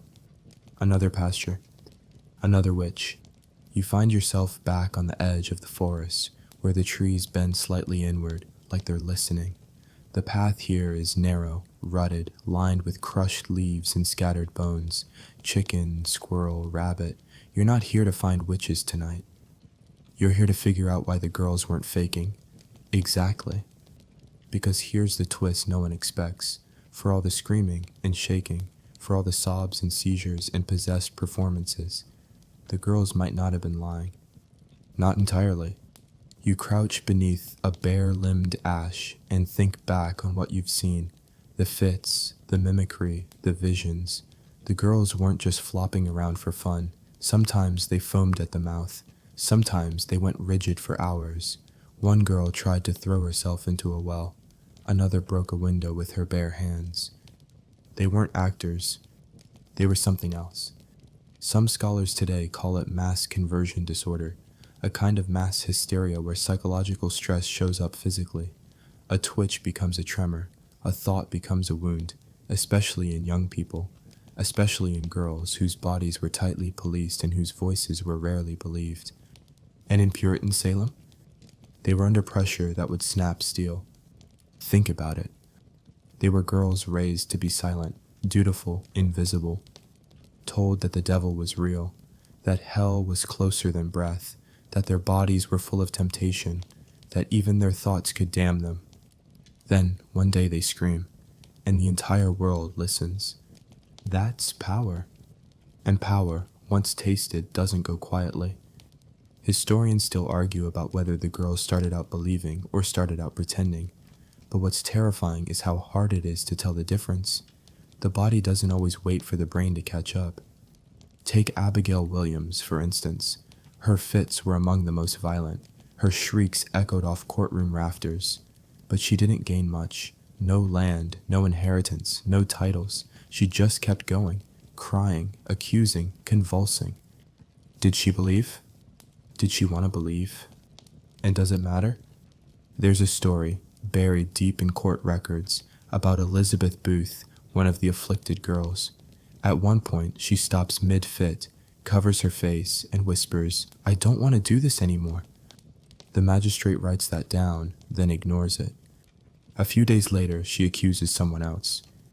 Because once you're part of it, it's easier to keep lying than to start confessing. You move deeper into the woods, where a clearing opens like a secret, and you remember the bonfire tales, the rumors of midnight Sabbaths, of girls dancing naked under the moon, of Satan appearing in the form of a black dog and handing out books to sign. No proof, of course, but the imagery stuck. So when a girl dreamed of running through trees, of being watched, of blood on bark and birds with human eyes, was that just sleep? Or was it a confession their minds made without permission? Let's bring in another strange theory, ergotism. Ergot is a fungus that grows on rye, especially in damp conditions. It contains alkaloids that cause hallucinations, convulsions, even gangrene. It's been called natural LSD. The rye harvest in 1691 had been wet. The symptoms line up. Girls eating contaminated bread could have started convulsing, seeing things, feeling things. A few whispered fears, the devil's near, the devil's here. And suddenly, the whole room is twitching. But there's a problem with this theory. The fits lasted for months. Ergot symptoms fade fast. They don't survive jail. They don't stop and restart depending on who's in the room. And yet, in the courtroom, the girls collapsed. In the jail, silent. At church, wailing. On the walk home, quiet again. So maybe it wasn't fungus. Maybe it was something worse. Maybe it was long repressed emotion finally let loose. Imagine the build-up. Girls witnessing war on the frontier, family deaths, public floggings, rigid gender roles.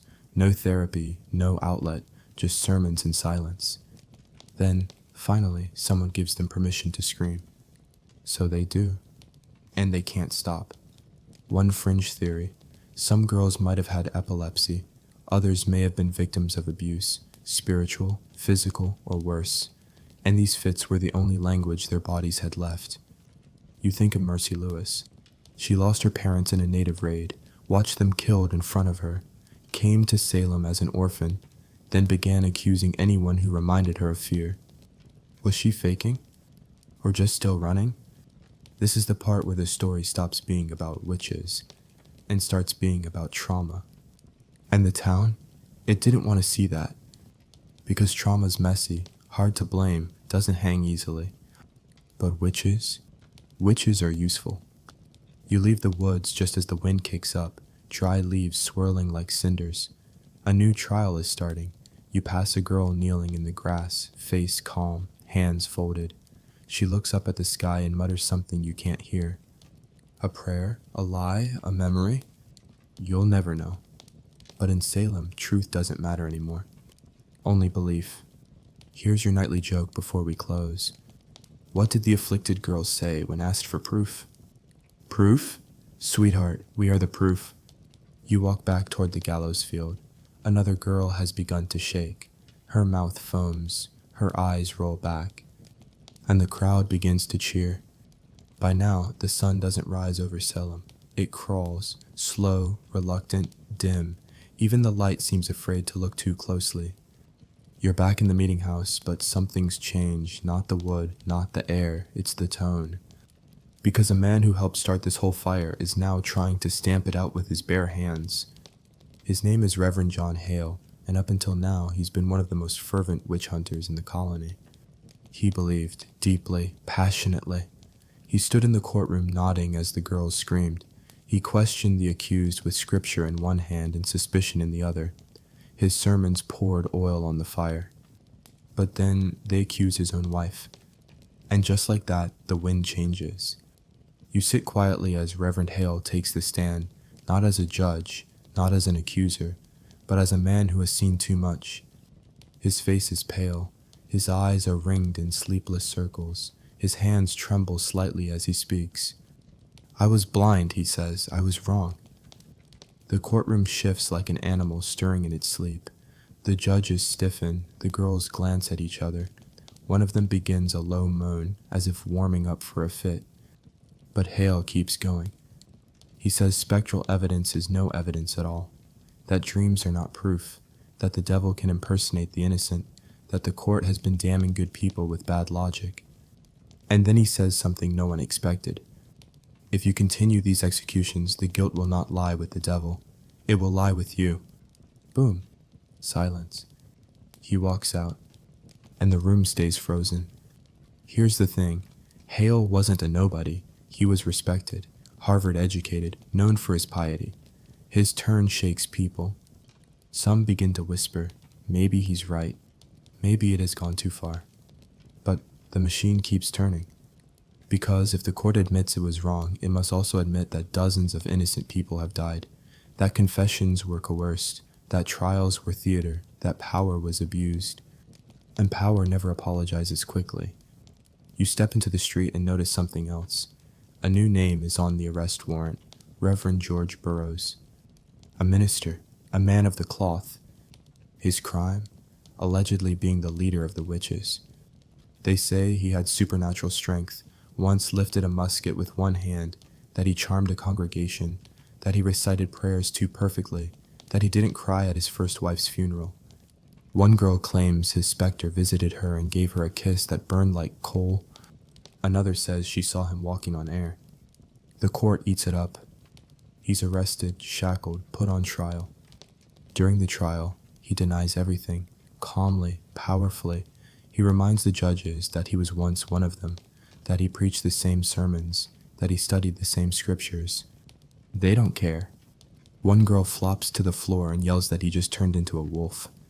Done deal. He's sentenced to hang. Let's pause for a weird, sad little fact. George Burroughs recites the Lord's Prayer perfectly on the gallows, something witches supposedly can't do. The crowd gasps. Some demand the execution stop. But the sheriff looks to the judge. The judge nods, and the rope drops. That was the moment, many say, that doubt became public. You walk through the fields that night and hear people whispering, not about devils, but about the court. What if they're wrong? What if we hanged a minister? What if the girls aren't seeing spirits, just shadows? Historians still argue whether this was the turning point, but something broke that day. It didn't end the trials, but it cracked the wall. Even Cotton Mather, who'd been cautiously supportive of the court, starts backpedaling, writes letters, suggests perhaps some accused were innocent, still dances around the idea of spiritual danger, but his tone shifts. And Increase Mather, Cotton's father, goes further. He says famously, "It were better that 10 suspected witches should escape than that one innocent person be condemned." You think of all those who were already hanged, and wonder, why did it take this long to say that out loud? There's another moment, small, quiet, nearly lost to history, when one of the afflicted girls refuses to accuse a new suspect. She looks at the judge, looks at the accused, and says, "I see no specter." Just that. And it's enough to make the courtroom ripple. Because doubt, once spoken, doesn't leave. It lingers. You walk past the gallows that night and see something you haven't before. Flowers. Left anonymously, tied in rough bundles, a tribute to the dead. Not witches. Not criminals. Just people. Here's your nightcap joke, bitter as it is. Why did Reverend Hale stop supporting the trials? Because he finally got the point. and it was hanging from a rope. You return home, the path muddy beneath your boots, the wind picks up, the trees lean in, and you realize the court may still hold the power. But the village is waking up. The next morning, the frost doesn't melt. Not on the windows, not in the ground, and not in the faces of the townsfolk gathering outside the meeting house. Not to accuse, but to argue. Because the whispers are louder now. Why was a minister hanged? Why are people confessing things that make no sense? Why did the devil's book suddenly have 400 names? This is the moment when Salem's hysteria starts to smell suspiciously like politics. And behind the politics? Property, envy, old grudges. You know what that means. It's time to talk about whether this entire nightmare was, at least partly, a land grab. It's not the only theory, maybe not even the main one, but oh, it explains a lot. You walk past Thomas Putnam's house, big, stern-looking, well-tended, and see him talking with a clerk, gesturing to a map, smiling. Later you overhear that a neighbor's land, recently forfeited after an execution, now abuts his. How convenient. Let's take a closer look at Thomas Putnam. He was one of the most aggressive filers of accusations. He wrote complaints for others, encouraged his daughter Anne to name names, was deeply involved in court proceedings. And here's the suspicious part. He and his family stood to benefit from several of the accused losing their land. Coincidence? Maybe, but it's the kind of coincidence that makes your boots itch. One of his targets was George Jacobs, a crusty old man with strong opinions and prime farmland. George's granddaughter accused him under pressure. Yes, his own granddaughter. Some say the Putnams nudged that along. George was hanged. His property became a bit more available. Even the girl's accusations start to follow a pattern. Neighbors, rivals, people who crossed their parents, people with land worth claiming, people with grudges that ran colder than a New England winter. This isn't just spiritual warfare anymore. It's class warfare too. In Salem Village, there were two factions, the agrarian Puritan traditionalists, like the Putnams, and the more urbanized prosperous merchants, like the Porters.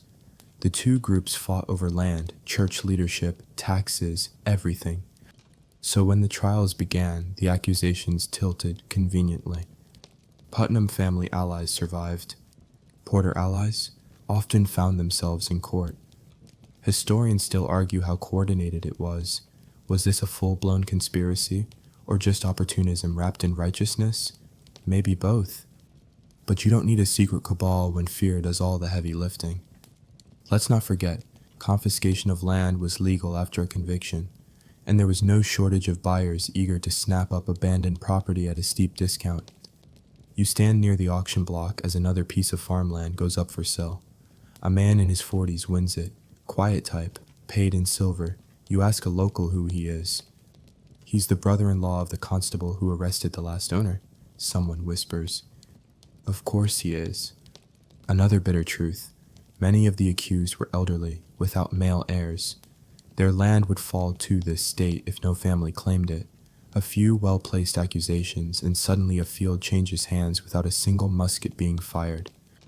This wasn't the first time land was weaponized in Salem, and it wouldn't be the last. But it wasn't just about acres. It was about silencing voices, women who owned property, widows who defied remarriage, midwives who knew things they weren't supposed to know, healers, critics, loud women, independent women, women with agency. Like Bridget Bishop, the first to hang, she ran a tavern and wore red. Like Sarah Osborne, who tried to marry her indentured servant and secure land rights for herself. Like Martha Corey, who said publicly the trials were absurd. Salem didn't just fear witches. It feared women who didn't know their place. And men who challenged authority, like John Proctor, were painted just as dangerous. You stop by the court records. Flipping through pages, you notice something. Many confessions read the same way. I saw the devil. I signed the book. I flew on a stick. I saw insert name here at the gathering. Each line ties someone else to the growing web.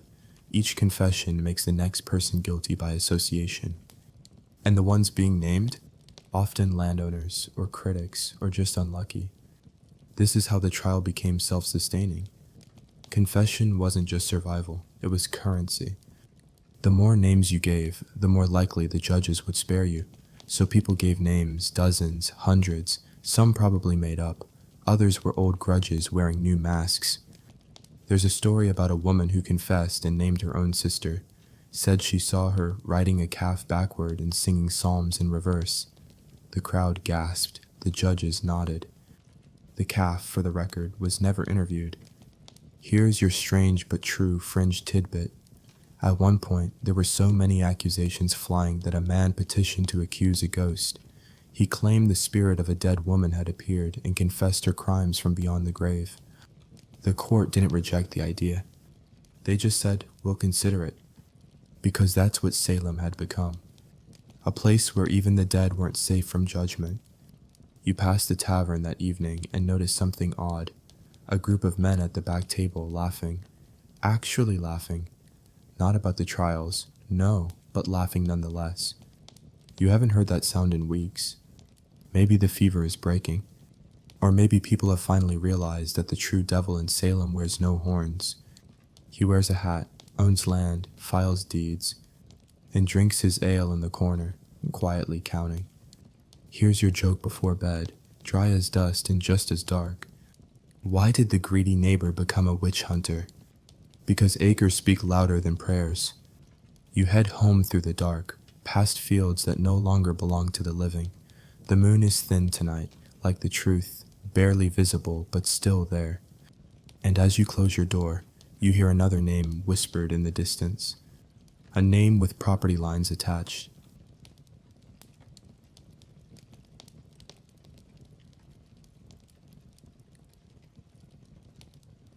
The lantern flickers low on the jailhouse wall, casting long shadows across dirt floors and the sagging limbs of the accused. The air is sharp with straw and unwashed skin, but also with something more fragile. Resolve. Because tonight, they've come for someone smaller than ever before. A 5-year-old. Yes, 5. You press your hand to the wooden rail of the holding cell as you watch her, Dorothy Good, daughter of Sarah Good, the woman who defied the court with her final breath. Dorothy doesn't understand what's happening. She clutches a rag doll missing one button eye. Her hair is tangled, her feet bare. She keeps asking for her mother. But her mother? Already hanged. And now, the court wants her child. Let's take a breath and look at how we got here. The girls, still shaking, still pointing, have begun accusing younger and younger suspects. First teenagers, then preteens, now children. Why? Because the logic has grown so warped that anyone can be a witch. And a child who stares too long, cries at the wrong moment, or in Dorothy's case, talks to animals and mumbles in her sleep. That's enough. You sit with the town record in your lap where the magistrate's note in stiff handwriting. Dorothy Good did say her mother gave her a serpent which she kept in her lap and suckled. Serpent, lap, suckled. She probably meant a pet, a snake, or a story, or nothing at all. But Salem twisted it into proof of familiar spirits, demons in animal form, nurtured by witches, fed from secret teats on their bodies. When pressed further, Dorothy said the snake talked, a detail that, in a 5-year-old, is completely normal. But to the court? It was enough. She was imprisoned, alone. The jailer later said she went mad in that cell, rocked back and forth, cried until her voice cracked, spoke to her doll as if it were her mother. She survived, technically, but was never whole again. This wasn't justice. This was madness with paperwork. And that madness reached new heights when the girls turned their sights on Mary Warren, one of their own. She had once joined the fits, the screaming, the accusations. But then she stopped, tried to tell the truth, tried to say the girls were pretending, that the devil wasn't working through the women of Salem, but through the courtroom itself. Her reward? They accused her. Claimed she now sent spirits to choke them, stab them, bite their ankles. They mimicked her movements again. One said she saw Mary turn into a pig and trample her in a dream. Mary cracked. She withdrew her truth, rejoined the pack, accused others again. Because Salem didn't reward honesty, it rewarded hysteria. That's how you get this. A 5-year-old sobbing into a corner while outside, another young woman runs. Yes, runs. Her name is Mary Post, and she's been accused but not yet jailed. She flees into the woods before the constables arrive, disappears into the Massachusetts trees like smoke, leaves behind her family, her home, her name. But she lives. We don't know what became of her. Some say she made it to Rhode Island. Others whisper she joined a Quaker village and never spoke of Salem again. But that moment, when someone ran instead of stood still, was a shift. Because the accused had stopped hoping for justice and started hoping only for distance. You walk past a river fork at twilight where the water splits around a crooked stump. This is where people once gathered to baptize infants. Now it's where you go to whisper things. You hear one woman say, "The court has lost its way." Another replies, "It was never on the path." People are still dying, but belief is slipping. Too many innocents, too many contradictions, and too many children sobbing behind iron. Even the ministers feel it. One sermon this week is titled, "Thou shalt not kill the righteous." No mention of witches, no fire and brimstone, just silence. And silence in Salem is rebellion. Let's circle back to the girls. By now, their performances are fraying, their screams more frantic, their seizures less convincing. You can feel the effort, like they're stuck playing roles they no longer believe in, but can't escape from. Some whisper that Ann Putnam Jr. looks ill, thinner, paler, eyes flickering with something like guilt. But she keeps accusing. Because who is she without the role? Just a girl with trauma, a ghost of her own. Historians still argue whether the girls were victims, villains, or something in between. But we do know this: they created a storm they couldn't stop. And when they finally looked around, it was children being swept away. Here's your terrible little joke. Dark, yes, but appropriate. Why didn't Salem teach kindergarten? Because the kids were already on trial. You leave the jail yard as the stars flicker awake. Behind you, Dorothy Good sings to her doll. Her voice is high and strange, like she's remembering a lullaby she never really learned. And somewhere in the woods, beyond the town's edge, another girl runs faster than the names can follow. It's quiet now. Not peaceful, not healed, just quiet. The kind of silence that comes after the fires burn down, when the smoke is still in the air and the ground is scorched, but no one dares speak of the flames. You're walking through Salem in the early months of 1693. The hangings have stopped. No new names shouted in court. No more girls twisting on the floor like caught eels. No more gallows creaking at dawn. The frenzy has collapsed under its own weight, like a rotten roof finally giving way. But the silence? It's not peace. It's a grief with the volume turned down. Let's rewind a few paces. The trials didn't end because everyone suddenly came to their senses. They ended because of politics. You're there the day Governor William Phipps finally steps in. He's been away fighting in Maine, defending Massachusetts from French and native attacks. He comes back to find his colony soaked in paranoia, over 150 people jailed and 20 dead. Oh, and his own wife accused. That, as they say, is the line.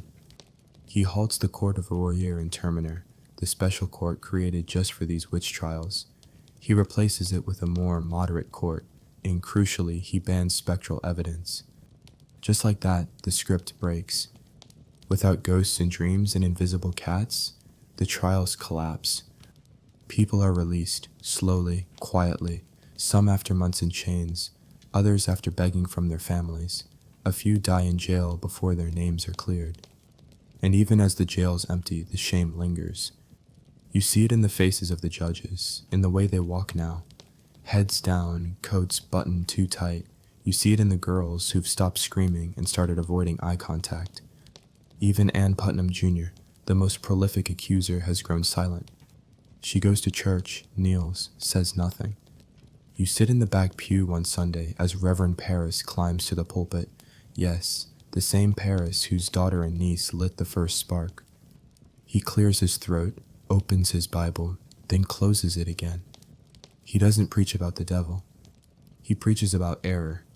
says he made mistakes, that unwitting instruments of God might have been deceived. He doesn't say the trials were wrong, not exactly, but his tone is softer, his robes heavier. He's trying to walk backward out of the fire. But the town isn't buying it. They begin whispering, mumbling, then demanding his resignation. They want accountability, or at least distance. Within a year, Paris is gone. And Ann Putnam Jr.? Years later, decades later, she will stand before her church and deliver a public apology. She will say, "I desire to be humbled before God. It was a great delusion of Satan that deceived me. Too little, too late? Probably. But it's something." You visit the family of Rebecca Nurse. Remember her? The grandmother, the peacemaker, the woman hanged for simply being dignified in a time of panic. Her descendants are quiet, but proud. And they're still angry. Because even though the execution stopped, the records didn't. The convicted were still legally guilty, their names still blackened, their land still contested, their children still stigmatized. So they fight. Petition, protest, plead. Until finally, in 1711, nearly 20 years later, the Massachusetts government reverses the convictions of some of the accused, pays compensation to their families. It's not justice, but it's an admission. Not all names were cleared, not all families were paid. But the message was clear. We were wrong. It didn't bring the dead back, but it put the rope down. Historians still argue how many people truly believed in witches versus how many were just riding the wave. Some think Salem was a perfect storm. War trauma, religious extremism, political instability, and adolescent anxiety. Others say it was always about power. Not Satan, not sorcery, just power, passed from hand to hand under a cloak of righteousness. And here's a strange little historical echo. In 1957, over 2.5 centuries later, Massachusetts formally exonerated the last of the accused. It took them longer to clear the record than it took to kill the innocent. Let that settle on your skin like fog. One final haunting detail: some of the victims, like Giles Corey, cursed the judges by name, and those names didn't end well. One judge, Nicholas Noyes, died of a massive hemorrhage in the mouth. Locals whispered that Sarah Good's curse had come true. You remember it, don't you? God will give you blood to drink. True, just poetic? Does it matter? Because the truth is this: Salem's wound never fully closed. It scarred, covered over, became legend, then curriculum, then metaphor. But it never truly healed. Here's your last bitter joke before sleep. Why didn't the town hold a reunion for the accusers? Because everyone was already hanging out. You walk through Salem one last time, and everything is still. The gallows are gone, the trial's over, the hysteria cooled. But the echo remains. You pass the site where the hangings took place. There's no plaque, no marker. Just wind through the grass, and if you listen closely, you might still hear the names. The wind hisses through the brittle grass outside town. It's autumn now, fitting somehow. Salem is losing its color, the trees strip bare, the nights feel longer. People walk with their collars up and eyes down. And as you drift through the streets, past shuttered homes and tilting fences, a strange question starts to buzz like a mosquito. What actually caused this? No, really. What actually made a town of rational, God-fearing, relatively educated people start hanging neighbors based on dreams, dog behavior, and twitching teenagers? Because it wasn't just Satan, it wasn't just lies. It was something deeper. Something invisible, but not supernatural. You sit near the old schoolhouse with a few weather-worn pages of testimony and start to piece it together. There are theories. Oh, so many theories, and none of them explain everything. But together, they sketch a picture of a town so tightly wound that the smallest spark ignited a wildfire. Let's start with one of the strangest suspects. Bread. Yup, bread. Specifically ergot, a fungus that grows on damp rye and produces alkaloids similar to LSD. Hallucinations? Skin crawling, muscle spasms, wild visions. Some historians suggest the symptoms of the afflicted girls line up just a little too well. Dancing plagues in Europe? Ergot. Saints seeing angels with bleeding eyes? Possibly ergot. Teenage girls flopping like fish and swearing they're being stabbed by invisible pigs? You get the idea. And the rye harvest in 1691 had been wet. So, maybe? But there's a problem. Ergot effects don't last for months. They don't spread through eye contact. They don't turn off in jail and then turn back on in court. So, we add a second layer. Psychosomatic illness. This is real, by the way. The mind under extreme stress can create very real, very physical symptoms. Muscle weakness, blindness, seizures, paralysis, entire limbs forgetting how to function. And it's contagious, socially, emotionally, sometimes even visually. It's called mass psychogenic illness, or conversion disorder. You might have seen this in modern times, students fainting in waves, people convinced they're ill from a mysterious gas, even synchronized seizures in classrooms. Now, imagine this in a Puritan village, where everyone is taught that their thoughts can summon hell, where girls are told they're sinful by default, where the devil isn't metaphor, he's local. That's a powder keg. So maybe they weren't faking. Maybe they were just breaking. You walk past the parsonage and remember the war. Yes, war. Just a few years earlier, Massachusetts had been deep in conflict with native tribes and the French. Raids, murders, homes burning, families lost. The trauma of that frontier warfare never left. Many of the afflicted girls were refugees, orphans, girls like Mercy Lewis, who watched her entire village burn. Girls who had no control, no future, no way to process the grief. Until suddenly they had a role. And people listened. Now toss in some religious extremism. Puritanism wasn't just strict, it was oxygen, it was the worldview. You were born stained, lived under constant judgment, expected to examine every thought, every sneeze, every crop failure as a possible message from God. There was no room for mistakes, no room for mystery. So when something weird happened, a cow died, a dream went sideways, a child got sick, it couldn't just be chance. It had to be evil. You keep walking, past the fields, past the jail, past the trees that saw too much. And now, you come to the final layer. Politics. The colony had no official charter. They were essentially running on a mix of local control, half-legitimate courts, and borrowed authority. Leadership was unstable.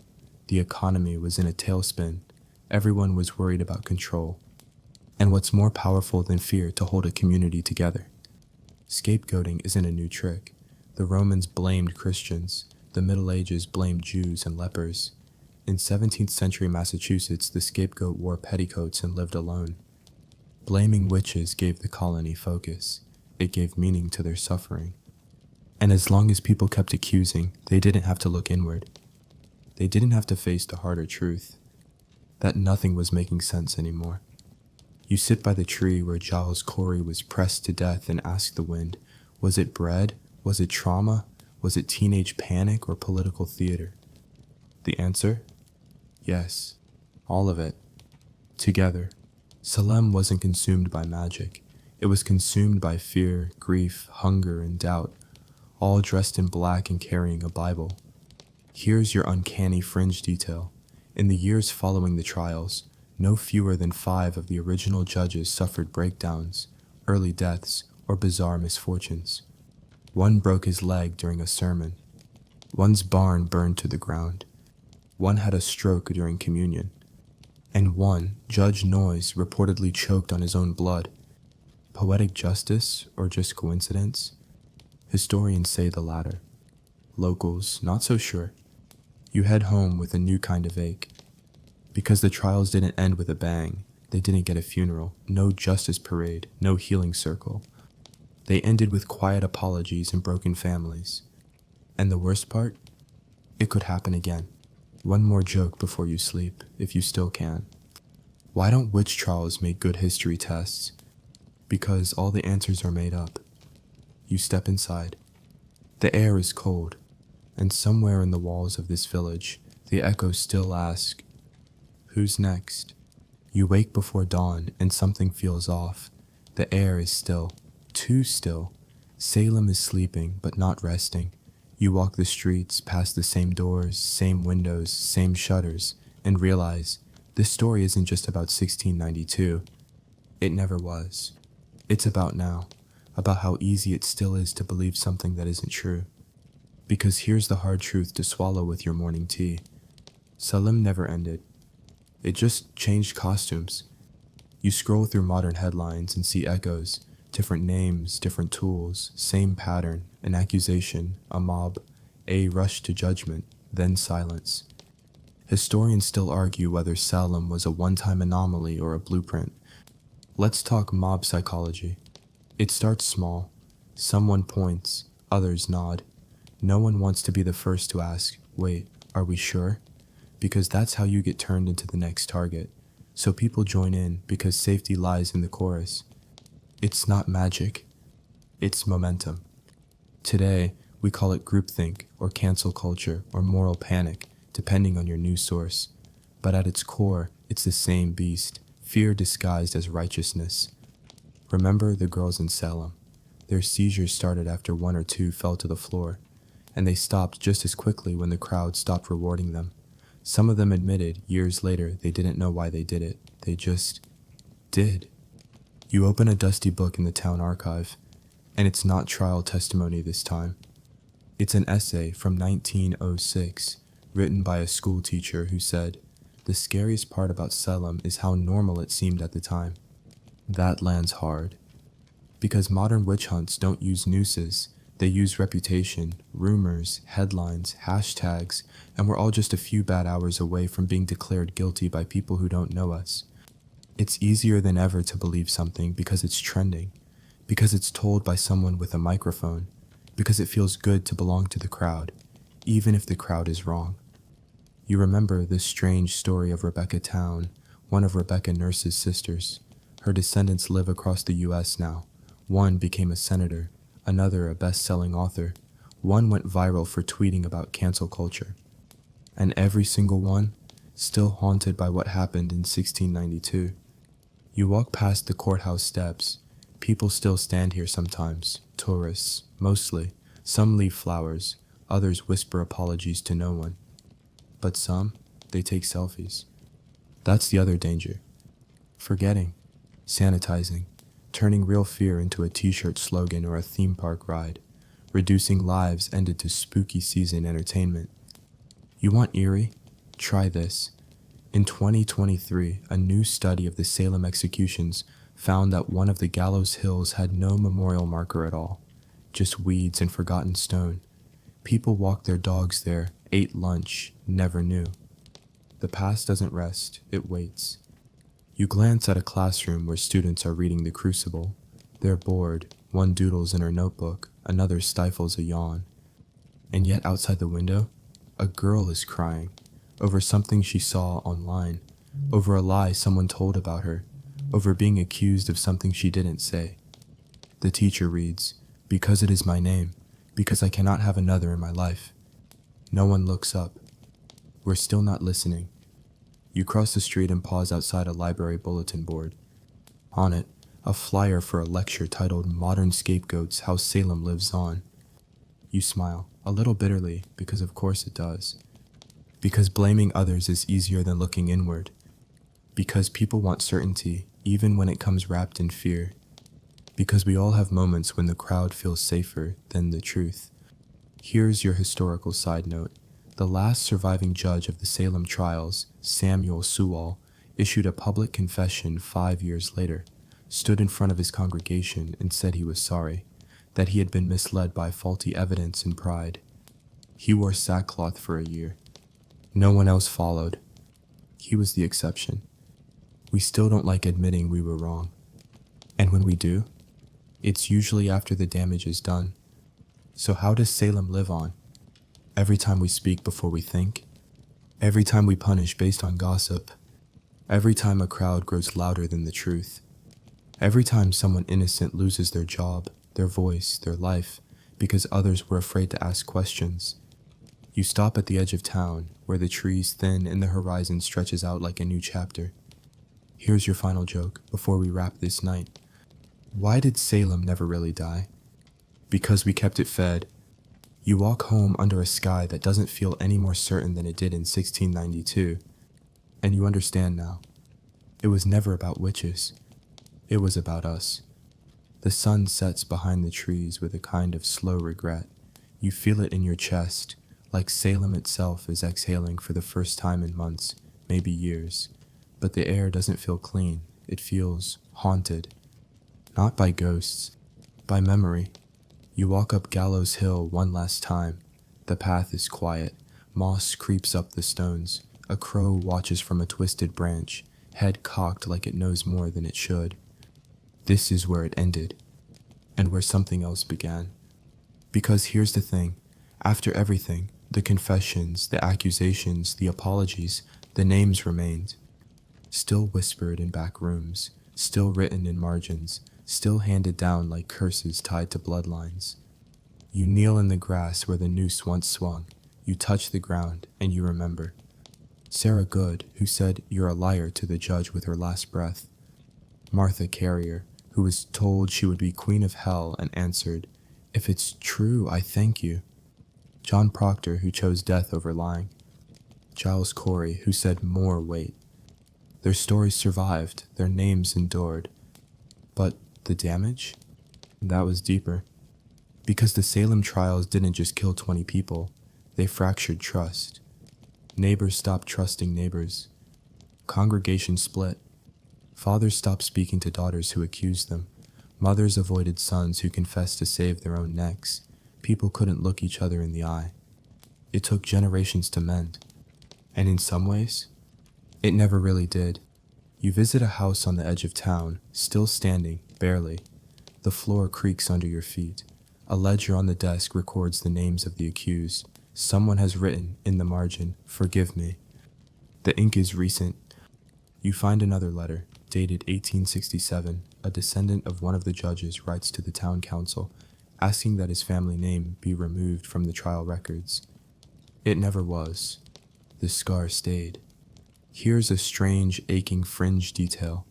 The Salem Witch Museum, built centuries later, has an exhibit where voices whisper the names of the victims in a darkened room. One name every 10 seconds, over and over. Some people weep. Some laugh nervously. Some leave halfway through. Because it's one thing to learn history. It's another to feel the weight of it. You leave the hill and pass the cemetery. It's quiet. Stones lean at odd angles. Time has worn most names away, but the wind still knows them. One final historian's debate as you reach the gate. Was Salem inevitable? Could any community under stress and superstition fall into such madness? Or was it something uniquely Puritan, uniquely American, uniquely human? No one agrees. But one thing is certain. It was real. And it didn't stay locked in the past. You look up at the sky. Clear tonight, stars scattered like breadcrumbs. Somewhere, a child is still named after an ancestor who perished here. Somewhere, a teacher reads the court transcripts aloud. Somewhere, someone still says, "It couldn't happen again." But you know better. Here's your last joke, a soft one for old ghosts. Why did the truth take so long to show up in Salem? Because it was afraid of being accused. You smile a little, then keep walking. The ground feels softer now, like it's ready to let go. Maybe one day. But not tonight. Tonight, the town sleeps under centuries of silence. And if you listen hard enough, you can still hear them breathing. The night has grown still.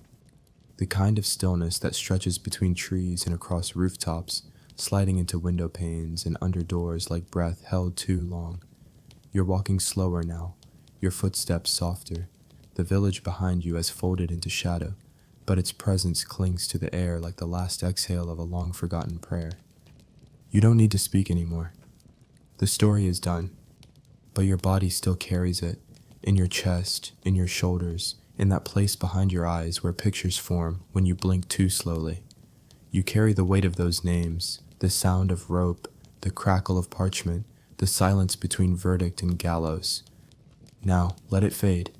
You pass the meeting house once more, its door cracked just enough to let a shaft of moonlight fall across the old wooden floor. Inside, the benches are empty. The judge's chair leans slightly to one side, a cobweb stretched between its arm and the rail. You pause there for a moment, not out of fear, but out of respect. Because this is where chaos was dressed in civility, where guilt was handed down by candlelight, where superstition wore a powdered wig. And still, the floorboards remember your steps. But the voices? They've quieted. You walk on past the jail yard where a single lantern burns low. No faces behind the bars tonight, no cries for mercy, just the clink of wind against iron. Even the ghosts seem tired now. Their work is done. Even the cursed sleep eventually. As you near the edge of the village, you find yourself on the old path leading toward the sea. The trees are tall here, bending toward each other as if to share secrets. Their leaves murmur with stories you've already heard, retellings folded into dreams. Let the branches hush your thoughts. Let the wind undo what the gallows built. You sit on a stump near the edge of the woods. The stars are out, faint but honest. You listen to the distant hush of waves curling in the dark, a sound that existed long before judges and trials and broken necks, and will still be here long after. Now close your eyes, not to forget but to rest, because the truth isn't gone. It's just quieter, nestled somewhere safe, and you've done your part to remember it. So breathe in. Let the cold taste of pine settle behind your teeth. Let the damp soil and old wood sink into your skin. Let the ghosts go. They've waited long enough. And you? You made it to the end. No gallows, no trials, just the sound of your heart, slowing gently like a candle flickering low. Let it guide you out of Salem now, past the names, past the weight, past the pain. Back to your own quiet, back to peace. Sleep easy, traveler. The witches weren't witches, but you are human, and that is both your burden and your mercy.